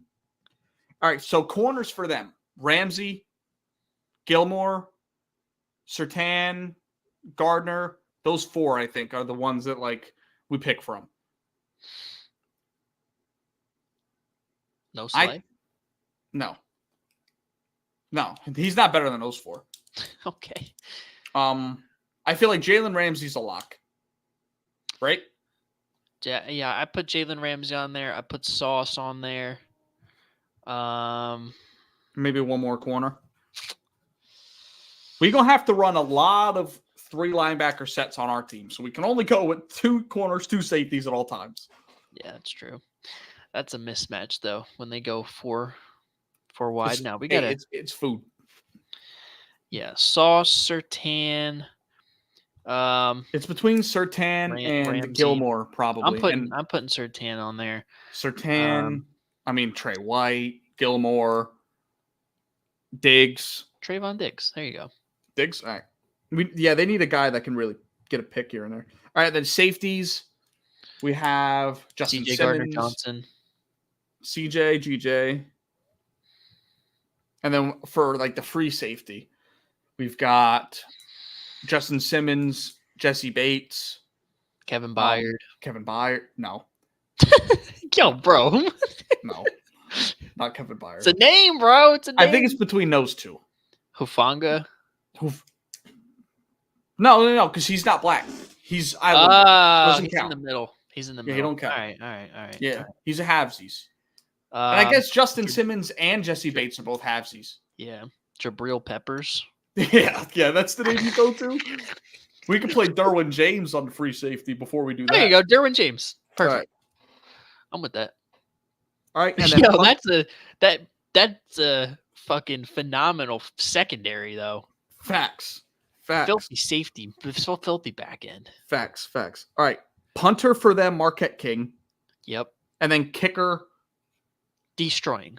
Okay. But destroying, bro. Yeah, bro. He signed a 10-day. He signed a 10-day. Yep. All right, for us, kicker Justin Tucker. No, Justin Jake Elliott. It's not even a conversation. The GOAT is still playing. Bro. The kicker, you have not watched. The kicking GOAT is still playing right now. Listen, we need to have a dialogue about Jake Elliott, bro. No, we don't. This man has do not it for 10 years, and then we can. He's the most clutch kicker, bro. Do it for 10 years, and then we can whisper him in the name of Justin Tucker. Okay, Justin Tucker kicker. Bro, this dude has not missed a 61-yarder. Who's our white punter? Who's our white punter? Not Braden Mann. I don't think he's there yet. Tommy Townsend? Tommy Townsend? Yeah. Thomas Morstead? But Thomas Morstead.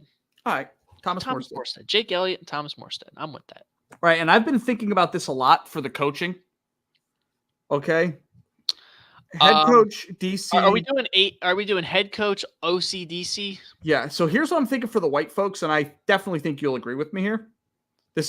I don't feel like it's much of a discussion. Now, before you say this, are we for OCs and DCs? Can we use head coaches, or is it just yes? Oh, okay. Head coach Andy Reid. Okay. For the whites, Kyle Shanahan, offensive coordinator. Bill Belichick, DC. Hey,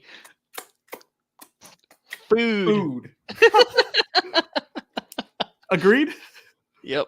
All as right. long as Nick Sirianni can be the quality control assistant. He could be in the box with fucking with Sean Desai. No, hey, no. Sean Desai is not in this. Belichick. He'll be in the box with Shane Steichen.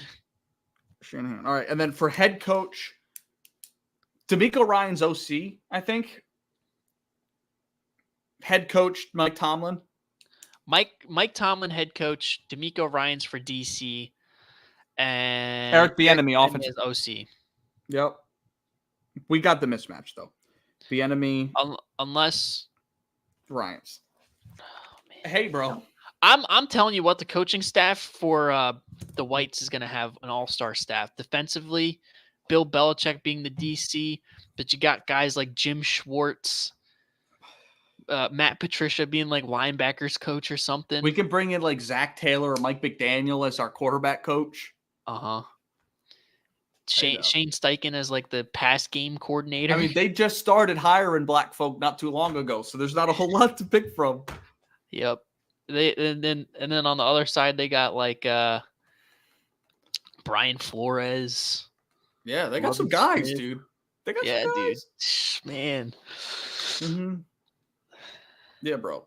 And then commentators for the game, Romo and Nance. No. All right, bro. Listen, hey.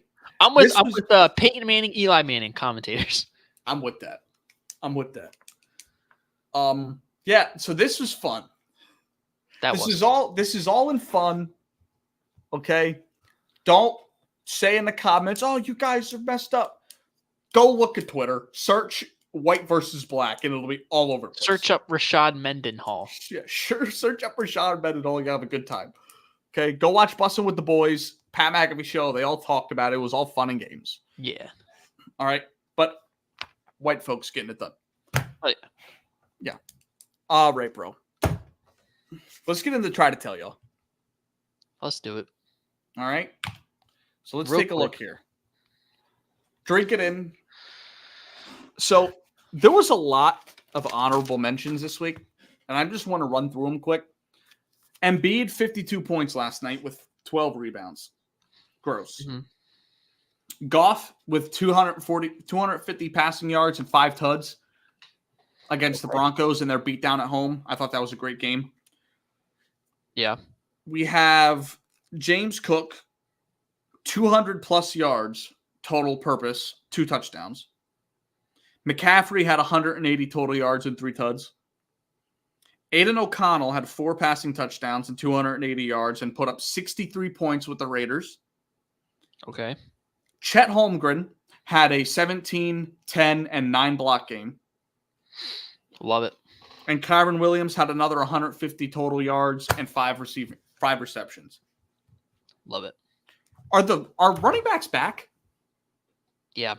Like, Running are we backs are getting a back. revival of running backs right now? I think so. Because you look at how how much running backs are an integral part of an offense and the running game, how important it is. I would say so. Yeah. Bro, it's looking good right now for Oh, running backs. They're starting to come, especially the receiving backs, they're starting to reinvent themselves. Alvin Kamara being important. Yeah, for sure. Right? I mean, Aaron Jones, Christian McCaffrey. I mean, James Cook is becoming like a legitimate human. There's some guys out there. Yeah, there is. Yep. Shout out Okay. David Burns. Yes, sir. Watching Shout out, from Dave. Cedar Hill, Texas. Appreciate it. What a go. Make sure you like, make sure you comment, make sure you sub. Yes, sir. All right. Keegan Murray. Wow. 47 points, career high. Started this game 12 from 12 from 3. Ended up ending 12 of 15 in 35 minutes in a win. You watched this Unreal. game. Tell us about it. Yeah, bro. It was just absolutely insane watching this man operate. I mean, all I can remember is like a 16-point stretch or like a 12-point stretch in less than 2 minutes. Like 4 straight possessions. You know, Sacramento gets the turnover or the rebound, and they look to Keegan Murray on the left wing, and he shoots it, and it goes in. They go down the court, play defense, get a stop, get a rebound, back down the court, fast break, back to Keegan Murray in the left wing or the left corner, shoots it, splash. 3rd straight time, happens again. 4th straight time, I'm like, dude, someone get a fire extinguisher because this man is on fire. It's like it was something that you see out of a video game, and it was just the biggest coming out party for a guy that has been long due in Keegan Murray. Yeah, and he's been hooping since then. Not to that extent, of course, but he's been playing some good ball. Yeah. Jalen Brunson the day before that had a career high 50 points, 6 rebounds, 9 assists, which I think is swept under the radar. He had 9 assists with 50 points. 9 of 9 from 3, which is gross. 17 of 23 overall from field goal. I didn't get a chance to watch this game, but it was on the road against a potential championship contender, Phoenix Suns, with KD and Book. Lit they ass up. Incredible. Especially the 9 of 9 from 3 combined with the 9 assists. You don't see that often out of a guy his size putting up buckets like that. Like, the last guy who was really doing that at his size was like Lou Will. So, shout out Jalen Brunson. Yeah, and lastly, Baker Mayfield, best quarterback performance of the week, 381 yards, 4 tuds, perfect passer rating. He's the first road quarterback to have a perfect passer rating in Lambeau history. Lambeau's been around 100 years. That's insane. First quarterback to ever do it, which is awesome, especially for a guy like Baker, who we love. Yeah, bro. Yep, we Shout out love to Baker him. Mayfield. Shout out to Chris Godwin for going off too. Yep, Chris Godwin had a day. Yep. I don't want to talk about it, but Hey, all I'm gonna say is welcome to the altar, bro. yeah. Well, Fancy. you're going to the altar, bro. I stayed in the car. But yeah, shout out these three guys. Incredible performances this week. Yeah.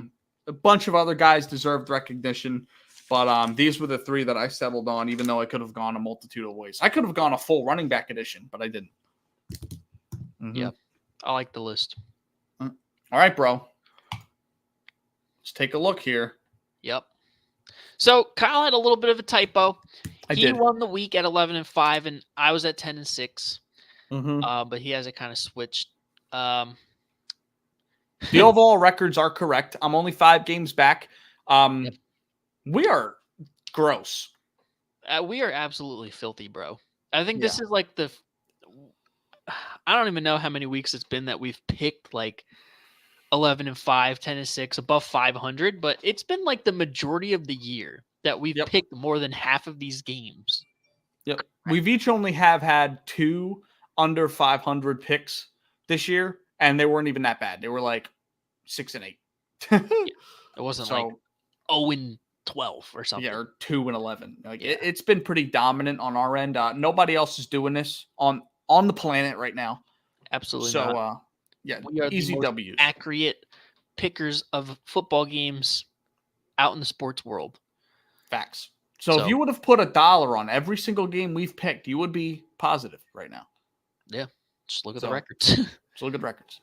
So we'll talk about a couple of these games here. Go through them really quick. I feel like we need to call touch out on the Rams. Yeah, or the Rams. Good call out on the Raiders. Thank you. Shit out of the Chargers. When have you seen a blowout like that, bro? It was like 56-7. Yeah, like 10 weeks ago when we saw the Miami Dolphins beat the piss out of the Broncos. But no, this was a little different. This game, we finally got the Brandon Staley firing. Yeah. Everybody in Chargers Kingdom has been wanting it for so long. He was a defensive coach who couldn't coach defense. Justin Herbert's out for the year, which sucks, but they're going to get a high draft pick this season, which is really good for them. They might be able to move it and get some pieces in there. Yep. But this was just an all-out beatdown. The Raiders were turning the ball over at a high clip. I think they had 5 turnovers. Aiden O'Connell was sensational. He was 250 yards, 4 tuds in this game. Everybody ate on that offense. Michael Mayer had 2 touchdowns. Adams had a touchdown. Jacoby Myers had a touchdown. This was without Josh Jacobs too. Yep. Just an all-out gross game. No one likes to watch a blowout unless it's to this magnitude. Yeah, that's true. So shout out to the Raiders. You're still dead. Your season's still dead, but yep. I respect it. It was a solid performance. Yeah. Yeah. I don't really care about anything else in that column. Minshew Mania still well alive. Jake Browning propaganda still well alive. Yep. The Jets lost 30-0 to the Dolphins, and I feel lied to as a Jets fan. Rodgers, in the back of my mind, I always thought Rodgers probably isn't going to come back. And then 2 weeks ago, we heard that Rodgers was coming back regardless of if we were alive or not. And now he's just sitting on our roster practicing and not playing. I'm happy he's not playing now, but I feel lied to. If we could have just won this game, he probably would be playing on Sunday. But it is what it is. It's how the cookie crumbles. He's going to get healthy. Next year, we might have a better offensive line, maybe get another wide receiver talent. Praying for Michael Pittman Jr. He's the guy I want out of all of them because we don't have to give up nothing. So, But yeah, bad beat down there. Case Keenum propaganda, hell yeah. Caught a W on the road in overtime. Yeah. We talked about Baker Mayfield and his sensational performance against the Packers. Yep. Cinderella run for Tommy Cutlets kind of ends. There's a chance it continues this week. No.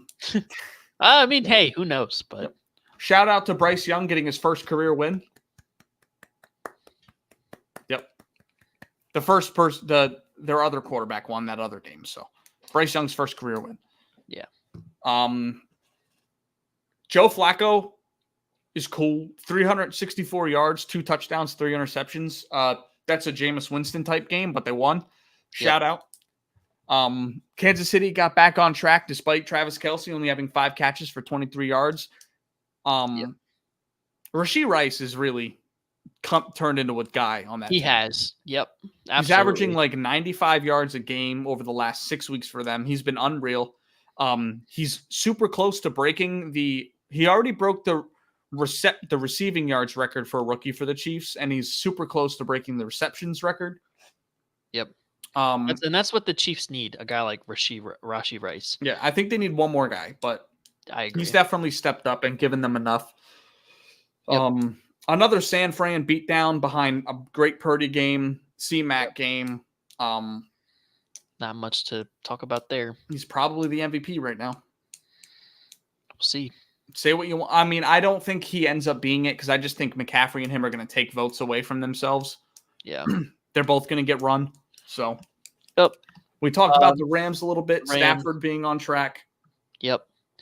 How about the Buffalo Bills absolutely beating the piss out of the Cowboys at home? Yep. I think, yeah. You were definitely right picking this game. I definitely think part of it comes down to I don't think anybody on the planet expected the Bills to run as much as they did because they never do. Yeah. They had like 40 carries in this game for a lot of yardage.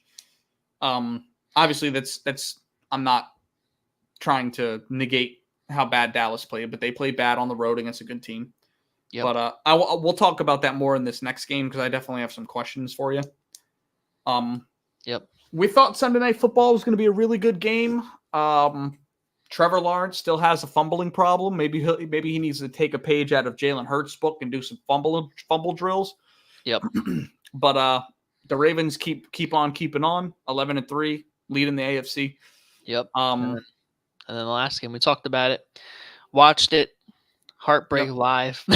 Yeah, we controlled the game like 57 3/4 minutes.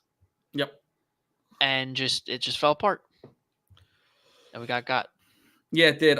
James Bradbury gave up every single catch on the game-ending drive. Yep. Meanwhile, Keely Ringo, Eli Ricks, shout out, had phenomenal games. First start too for Keely Ringo, absolutely balled out. Yeah. Yeah. You know what's bad when they're like, we're not going to attack your young guys. We're going to attack your best corner because we don't think he can fuck with us. Yeah. DK. Slow and old. Yeah. Shout out to Drew Lock having his first like real NFL wow moment. Shout out to Drew Lock. Fuck Drew Lock, bro. All right. Let's get into picking these wins. So this week's matchups, okay, as of right now, the Rams are covering, like we suspected, it's 17-7 right now, behind Matt Stafford, 16 of 22, 199 yards and 2 touchdowns at halftime. Okay. Yep. Demarcus Robinson is their leading receiver right now. Oh, damn. All right, let's get it. Saturday games, bro. We have football every day this weekend. Facts. Mm-hmm. All right, first game here, divisional matchup. Cincinnati on the road in Pittsburgh, taking on the Steelers. Bengals are 2.5-point road favorites. Continue that Jake Browning propaganda, ladies and gentlemen. I'm taking the Bengals -2.5. So am I. I'm in the same boat. They're playing like a bat out of hell right now. I don't know if Jake Browning's a guy or not, but he is right now. And the Steelers are starting Mason Rudolph in this game, so yep, not looking good. Hey, he could be the answer, but who knows? He could be. All right, next game here, Buffalo Bills on the road in LA, taking on the Chargers. Chargers are 12.5-point home dogs at 8 p.m. Mm-hmm. Coming off of the worst loss ever. The Bills coming off of one of the best wins ever for the year. I think the Bills win, but I think the Chargers are going to cover. Yeah, I think they're going to cover too. They have the interim coach this game. Yes. And we know the propaganda for interim coaches. Easton Stick's kind of a yikes. No Keenan Allen either, but No, they're getting Keenan Allen back again. oh, are they? Okay. But anyways, with the Buffalo Bills, what I always say, what goes up must come down. And it's time for Josh Allen to have his down game. He's been riding too high. You've been saying it's been time for like a month. But guess what? It's time now. Now's the time. This was the perfect opportunity for him to have a down game. That's true. This you could look at this as kind of a trap game for Buffalo, but I think they're peaking at the right time. They're getting things back in line. But I think you bring up those things about the interim head coach propaganda, the up down propaganda. I think Buffalo will win, but I think this is going to be probably a 1-score game or 10-point game. Agreed. Spread's too much. Yeah. This next game, Cleveland Browns on the road in Houston taking on the Texans. This is an interesting game here. Browns are 2.5-point road favorites. It's not looking like CJ Stroud is going to be the guy this week with the concussion, so it's looking like, I guess, Case Keenum again. Yep. Got a win last week. But I'm rolling with the legend, Joe Flacco, who is he is at that point in his career, and we've talked about it before, how an athlete gets to their apex when their mind and their physical ability hit their absolute hit. The athletic ability's got just enough left to have a good season, and the mind is at its perfect time. This is Joe Flacco's moment. He's at the point where he is just unconscious right now. And I think he's going to lead them to 10-5. 10-5. 4 quarterbacks started for them this season. They'll be 10-5 after this game. That's crazy. Yep. Yeah, bro. I'm with you. Give me Joe Flacco. Yes, sir. Next game here. Washington Commanders going into MetLife to take on the New York Football Jets. 2 dumpster fire teams. Yep. That are probably going to get lost in the sauce in the 1 p.m. time slot. Jets are 3-point home favorites. Yep. I think Washington. Okay. I'm actually leaning towards the Jets. Not a homer pick. I have my reasonings. One, I think we're a better team, better record, better defense. The only mismatch we have right now is quarterback. Sam Howell on the road against our defense makes me a little.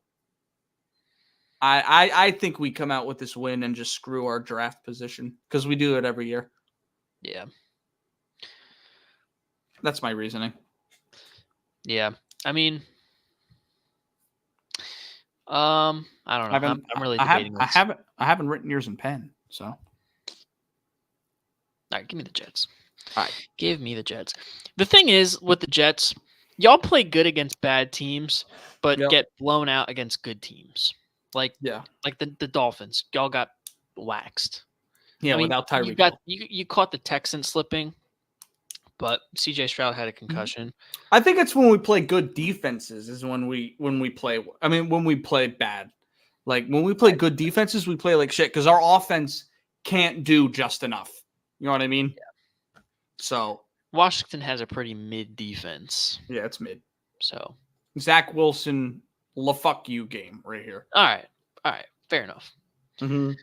All right, next game here: Seattle Seahawks on the road in Tennessee taking on the Titans. Seahawks are 3-point road favorites. It's Marissa's little sister. Shout out. I was like, yo, what is this in the chat? Yep.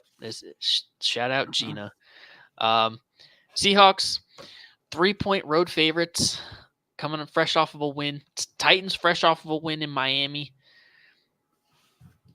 Or actually, not in Miami, against Houston. Or fresh off a loss. Oh my God, what am I? I'm all over the place here. Fresh off of a loss against the Houston Texans. Yep. No Will Levis. It'll be Ryan Tannehill starting, most likely. Will Levis isn't out yet, but he's trending towards being out. So it's going to be Ryan Tannehill, most likely. Interesting. versus probably Geno, if I had to guess. I'm gonna go with Seattle here. Yeah, I'm in the same boat, bro.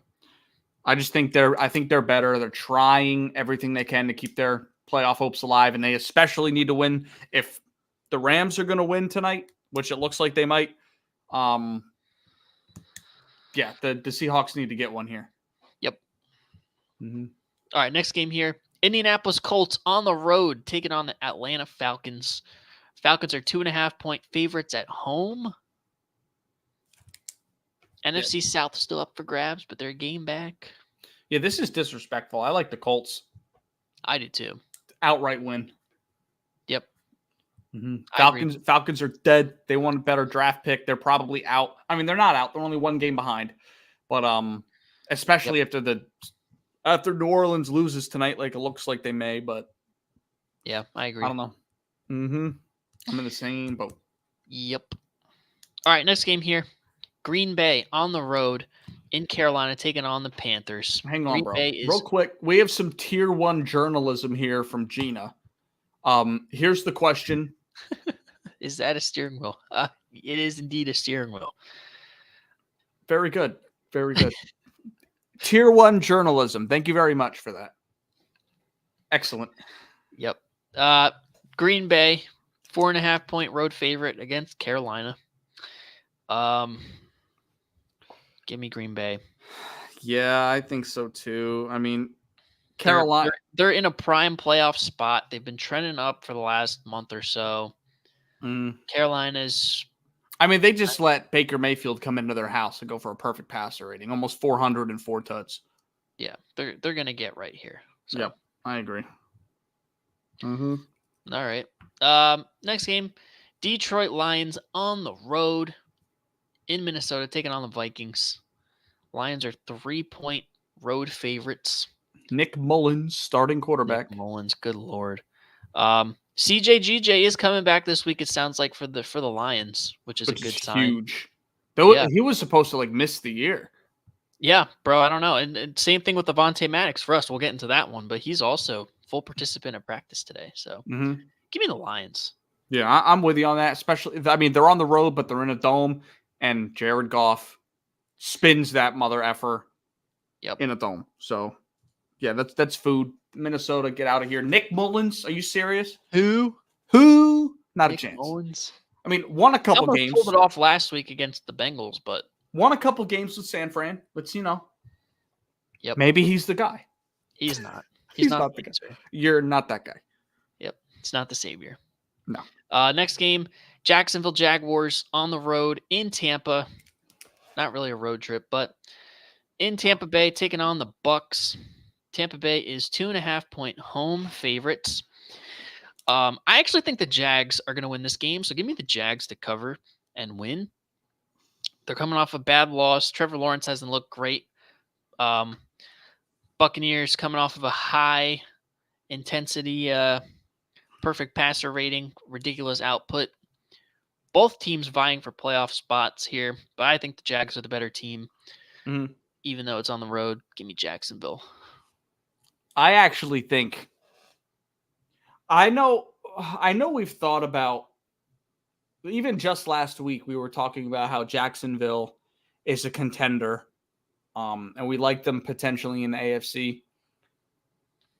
I'm not so sure that they're a better team than Tampa. Really? I'm not convinced. I mean, Trevor Lawrence, for as good as he is talent-wise, just can't hold on to the football. He's averaging 2 turnovers a game. He's tied. I'm pretty sure he's tied for number 1 with Jalen for the most turnovers this season. If not, he's second. It's not looking good for the Jags. They've been trending down for weeks. Tampa's flying at a high, and I really like that, especially at home. Jacksonville, it's not a long road trip. It's just a bus ride, but at the same time, I think Tampa's the better football team. I really do. Okay. At this point, I think Tampa's the better football team. They don't know what they don't know right now, and that's a scary team to play, especially in their house. Yeah. I think I'm going to take Tampa here. And to be fair, like Jacksonville's got to be shaking in their boots because they got 2 teams in their division with a tied record with them. So Yep. It's getting a little hairy, and I think Jacksonville's going to collapse here. I really do. Interesting. I'm taking Tampa. Okay. Interesting. All right, next game here. Arizona on the road in Chicago to take on the Bears. An absolute heater, this one. Yeah, bro. Another one that's going to get lost in the sauce here Yeah. on Christmas Eve. Bears are 4.5-point home favorites. My question is, do the Cardinals have their first round pick? I think so. I think they do. Because if they do have their first round pick, I like Chicago here. I'm pretty sure they do. I'm gonna take Chicago. I was kind of leaning towards Arizona, but Chicago has been playing a lot better as of recently. Better than Arizona. Yeah. Yep. Give me Chicago. Look what our boy Ron Sutton here. Look what he says here. -20 for the Eagles, even though you're a Jets fan. Hey, that's Giants. Tier 1 journalism. The whole family's watching the program tonight. Yeah. That's Tier 1 journalism right there. Bro said, I'm a Giants fan, but I can accept when my team's shit. Hey, you got Tommy Cutlets, though. Tommy Cutlets, he's Italian. He's Italian. I told him the other day, because we were talking about this very topic. I was like, I might take the Giants at -11. He's like, I'll give you $100 right now. Take that thing to FanDuel, put it on Eagles spread. He's Italian. Tommy Cutlets. The passing Paisano. We'll get there. We'll see. I have some things with this game that I find interesting, but he's Italian. All right. Next game. Cowboys, Dolphins. This is a toss-up. Yeah, this is my game of the week. This is the, if you want to say, consolation Super Bowl matchup. Cowboys in Miami. I know who you're taking. You're taking Dallas. Before you pick, I just have a question. So these teams are both in the same boat. I think the quarterbacks are both in the same boat. Tua and Dak, obviously. Yeah. They're both in a situation where no one believes that they can win. My question is, what do you believe in more? That the Cowboys can beat a good team on the road, or that the Dolphins can beat a good team in general? Because I tend to lean, I think the Cowboys can beat a good team on the road. And they're playing a team that can't beat good teams right now. That's why I think Dallas pulls out this win. Let's not act like they're going to bad weather on the road. They're going to a good environment. Right. But again, I mean, we've seen how different Dallas has been. We have at home versus on the road. But we've also seen turf versus on natural grass. But the Dolphins against good teams, 0-3, 0-4 they're 0-4 against teams that are 500 or better. They're 0-3 against above 500 teams. Dallas is like 1-something against those teams. This is the definition of a mid-off. It's not a mid-off. It's not a mid-off. Both these teams can cause issues in the playoffs. It's a mid-off. It's not a mid-off because Dallas is better than Philly right now. You know that. It's a mid-off. I'm gonna take Dallas with you. Yeah. I wouldn't be shocked if Miami wins. I'll actually be gladly surprised if Miami wins. I'll laugh if Miami wins. Yeah. But like you said, do I believe in Miami beating good teams or Dallas beating a wishy-washy team on the road? Good quotation mark, good team on the road. Yeah, I just think Dallas is in a situation where this is their road. This is their ultimate test to see if they're a contender. I don't believe in Miami as a pure contender. I don't either. I think I don't even think it's that much of a litmus test to be honest. No. It's a litmus test for the media because the media will tell you that Miami's a contender. They will. And Dallas is a contender. But who's above 500 in their picks on the year? Right. Us. Because And we we know. actually watch the games. Yeah, we know better. All right. Let's breeze past the Sunday night doozer. Nobody's gonna be Yeah, watching bro. that game. You know where I'll Broncos be? at home. Yep. Waiting for Santa Claus. Yep. Broncos at home against the New England Patriots. 6.5 points is the spread. I like Denver here. Yeah, I do To cover too. Coming this. off a bad loss to a really good team. Mm-hmm. They're still alive too. Patriots are in the tank war. Bill Belichick is done with the Patriots. Mm-hmm. So yeah, give me. But I will give me say Denver. though, if Russell Wilson has to go home back to Ciara after losing at home to Bill Belichick, it's going to be a pretty funny scenario. Christmas Eve, hey honey, I'm home. I just caught a bad L. They're arguing all night. You know what She's I mean? going to be playing a future. Yeah. Yeah, this is just. I like Denver to cover this game straight up. Yeah. Mm-hmm. Yeah. Have a Who dialogue are you? about your Who are fantasy. you, front runner? Who are you? You lost to somebody who didn't even set their lineup. Who are you? Don't even play games with me. Yeah. For those of you that don't know, my girl is in our fantasy basketball league with the boys, and she had a nice hot start, but as of late has kind of cooled off, kind of like the Miami Dolphins. You know, they Kind started of like off the hot. Carolina Panthers with Sam Darnold 2 years ago when they started 2-0 and then fell off. Because guess what? Their quarterback, Marissa, Sam Darnold, can't play. So that's what happened. Oh man, yeah. Hey, there's plenty of season left. Plenty of season left. I'm still doing great. She is still I'm the doing Pope, great. and I'm the Pope. Yep. Hey, Don't play bro. around with me. Worry about your own team, bro. You down 400 right now. Why is she talking to me? Why didn't you say nothing to her? She's the one that brought it up. I'm just defending my good name. You did beat her. Yeah, like what? Right? Yeah, I did. Let's not play games right now, okay? Front runner. All right. I move do on. believe y'all have another matchup at the end of the season to Yeah. Food, bro. I mean, nothing. That's food. I'm not worried about that. That's a bye week. All right, It's a fair bye enough. week. All right, let's move on. We got more pressing things to discuss. All right. Yeah. Christmas Day games. Raiders. Chiefs. 10 points in Arrowhead. Chiefs are favored by 10 at home. Mm-hmm. I like Kansas City. I like Kansas City to cover that. Rashee Rice is playing like a dog. Kansas City, new Christmas Day, bro. All right, yeah. Taylor Swift is going to be there. Oh yeah, bro.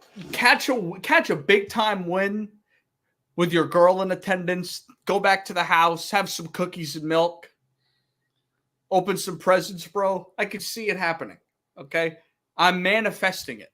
So I like Kansas City to beat the hell out of the Raiders. Just put up 63 points. You really think they have any idea who they are right now? Maybe. They don't have a clue. They don't have any idea. The Chiefs need the win too. Yeah, they do. Oh, yeah, I'm with you. Okay. Good God Almighty. This next game for me is probably the hardest one to pick. New York Giants coming into Link to take on the Eagles. Eagles are favored by 2 touchdowns, 13.5 points. If you would have asked me this question yesterday or Tuesday, I would have said I'm picking Giants spread. I still don't know. What is good for us, we're getting Cam Jurgens back. Avonte Maddox's 21-day practice window open, and it looks like he's going to play because he was a full participant at practice today. Mm-hmm. It's 3-game skid. Has not been great, but you look at the rest of the schedule is kind of favorable. You got the Giants twice and the Cardinals. And we're at home, and we're wearing the all black uniforms, the alternates that we don't lose in. But man, the way we're playing, 13 points is a lot. Yeah, you guys are. That's a I'm lot of points. taking the Giants to cover. You guys are not good enough to beat this team by 14 right now. You're just not.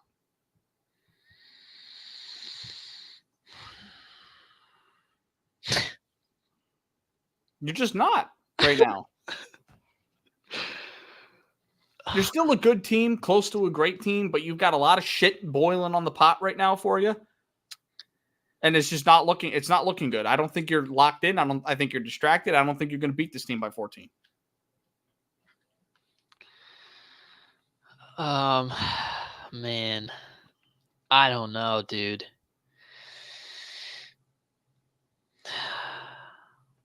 Like I could see this being a close game and us being pissed off, but we win.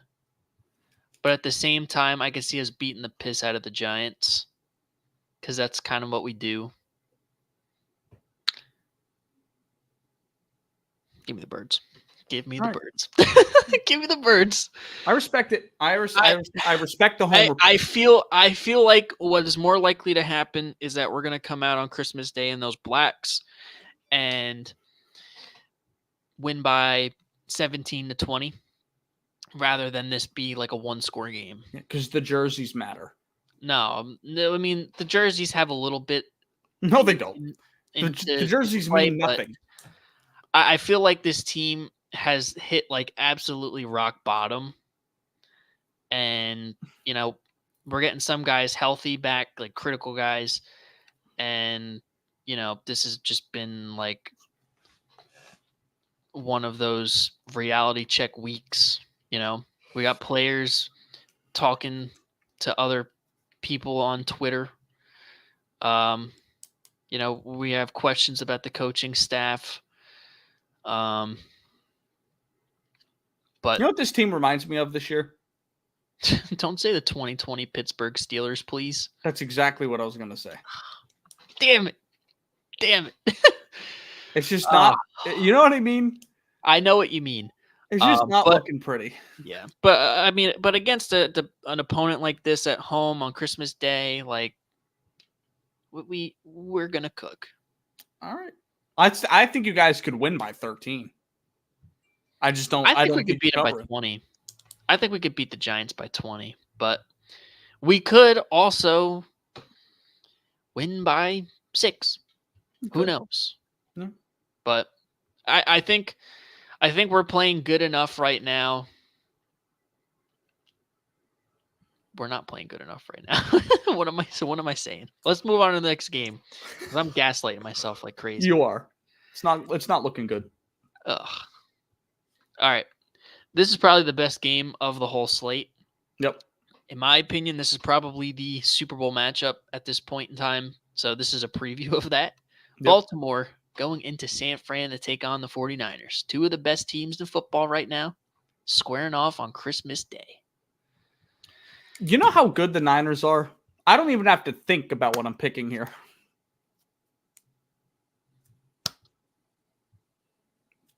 Taking San Fran. Yeah. Yeah. I'd take them if the spread was at 7.5. I might take them at 9.5. They're unstoppable. They are unfuckwittable right now. Yeah.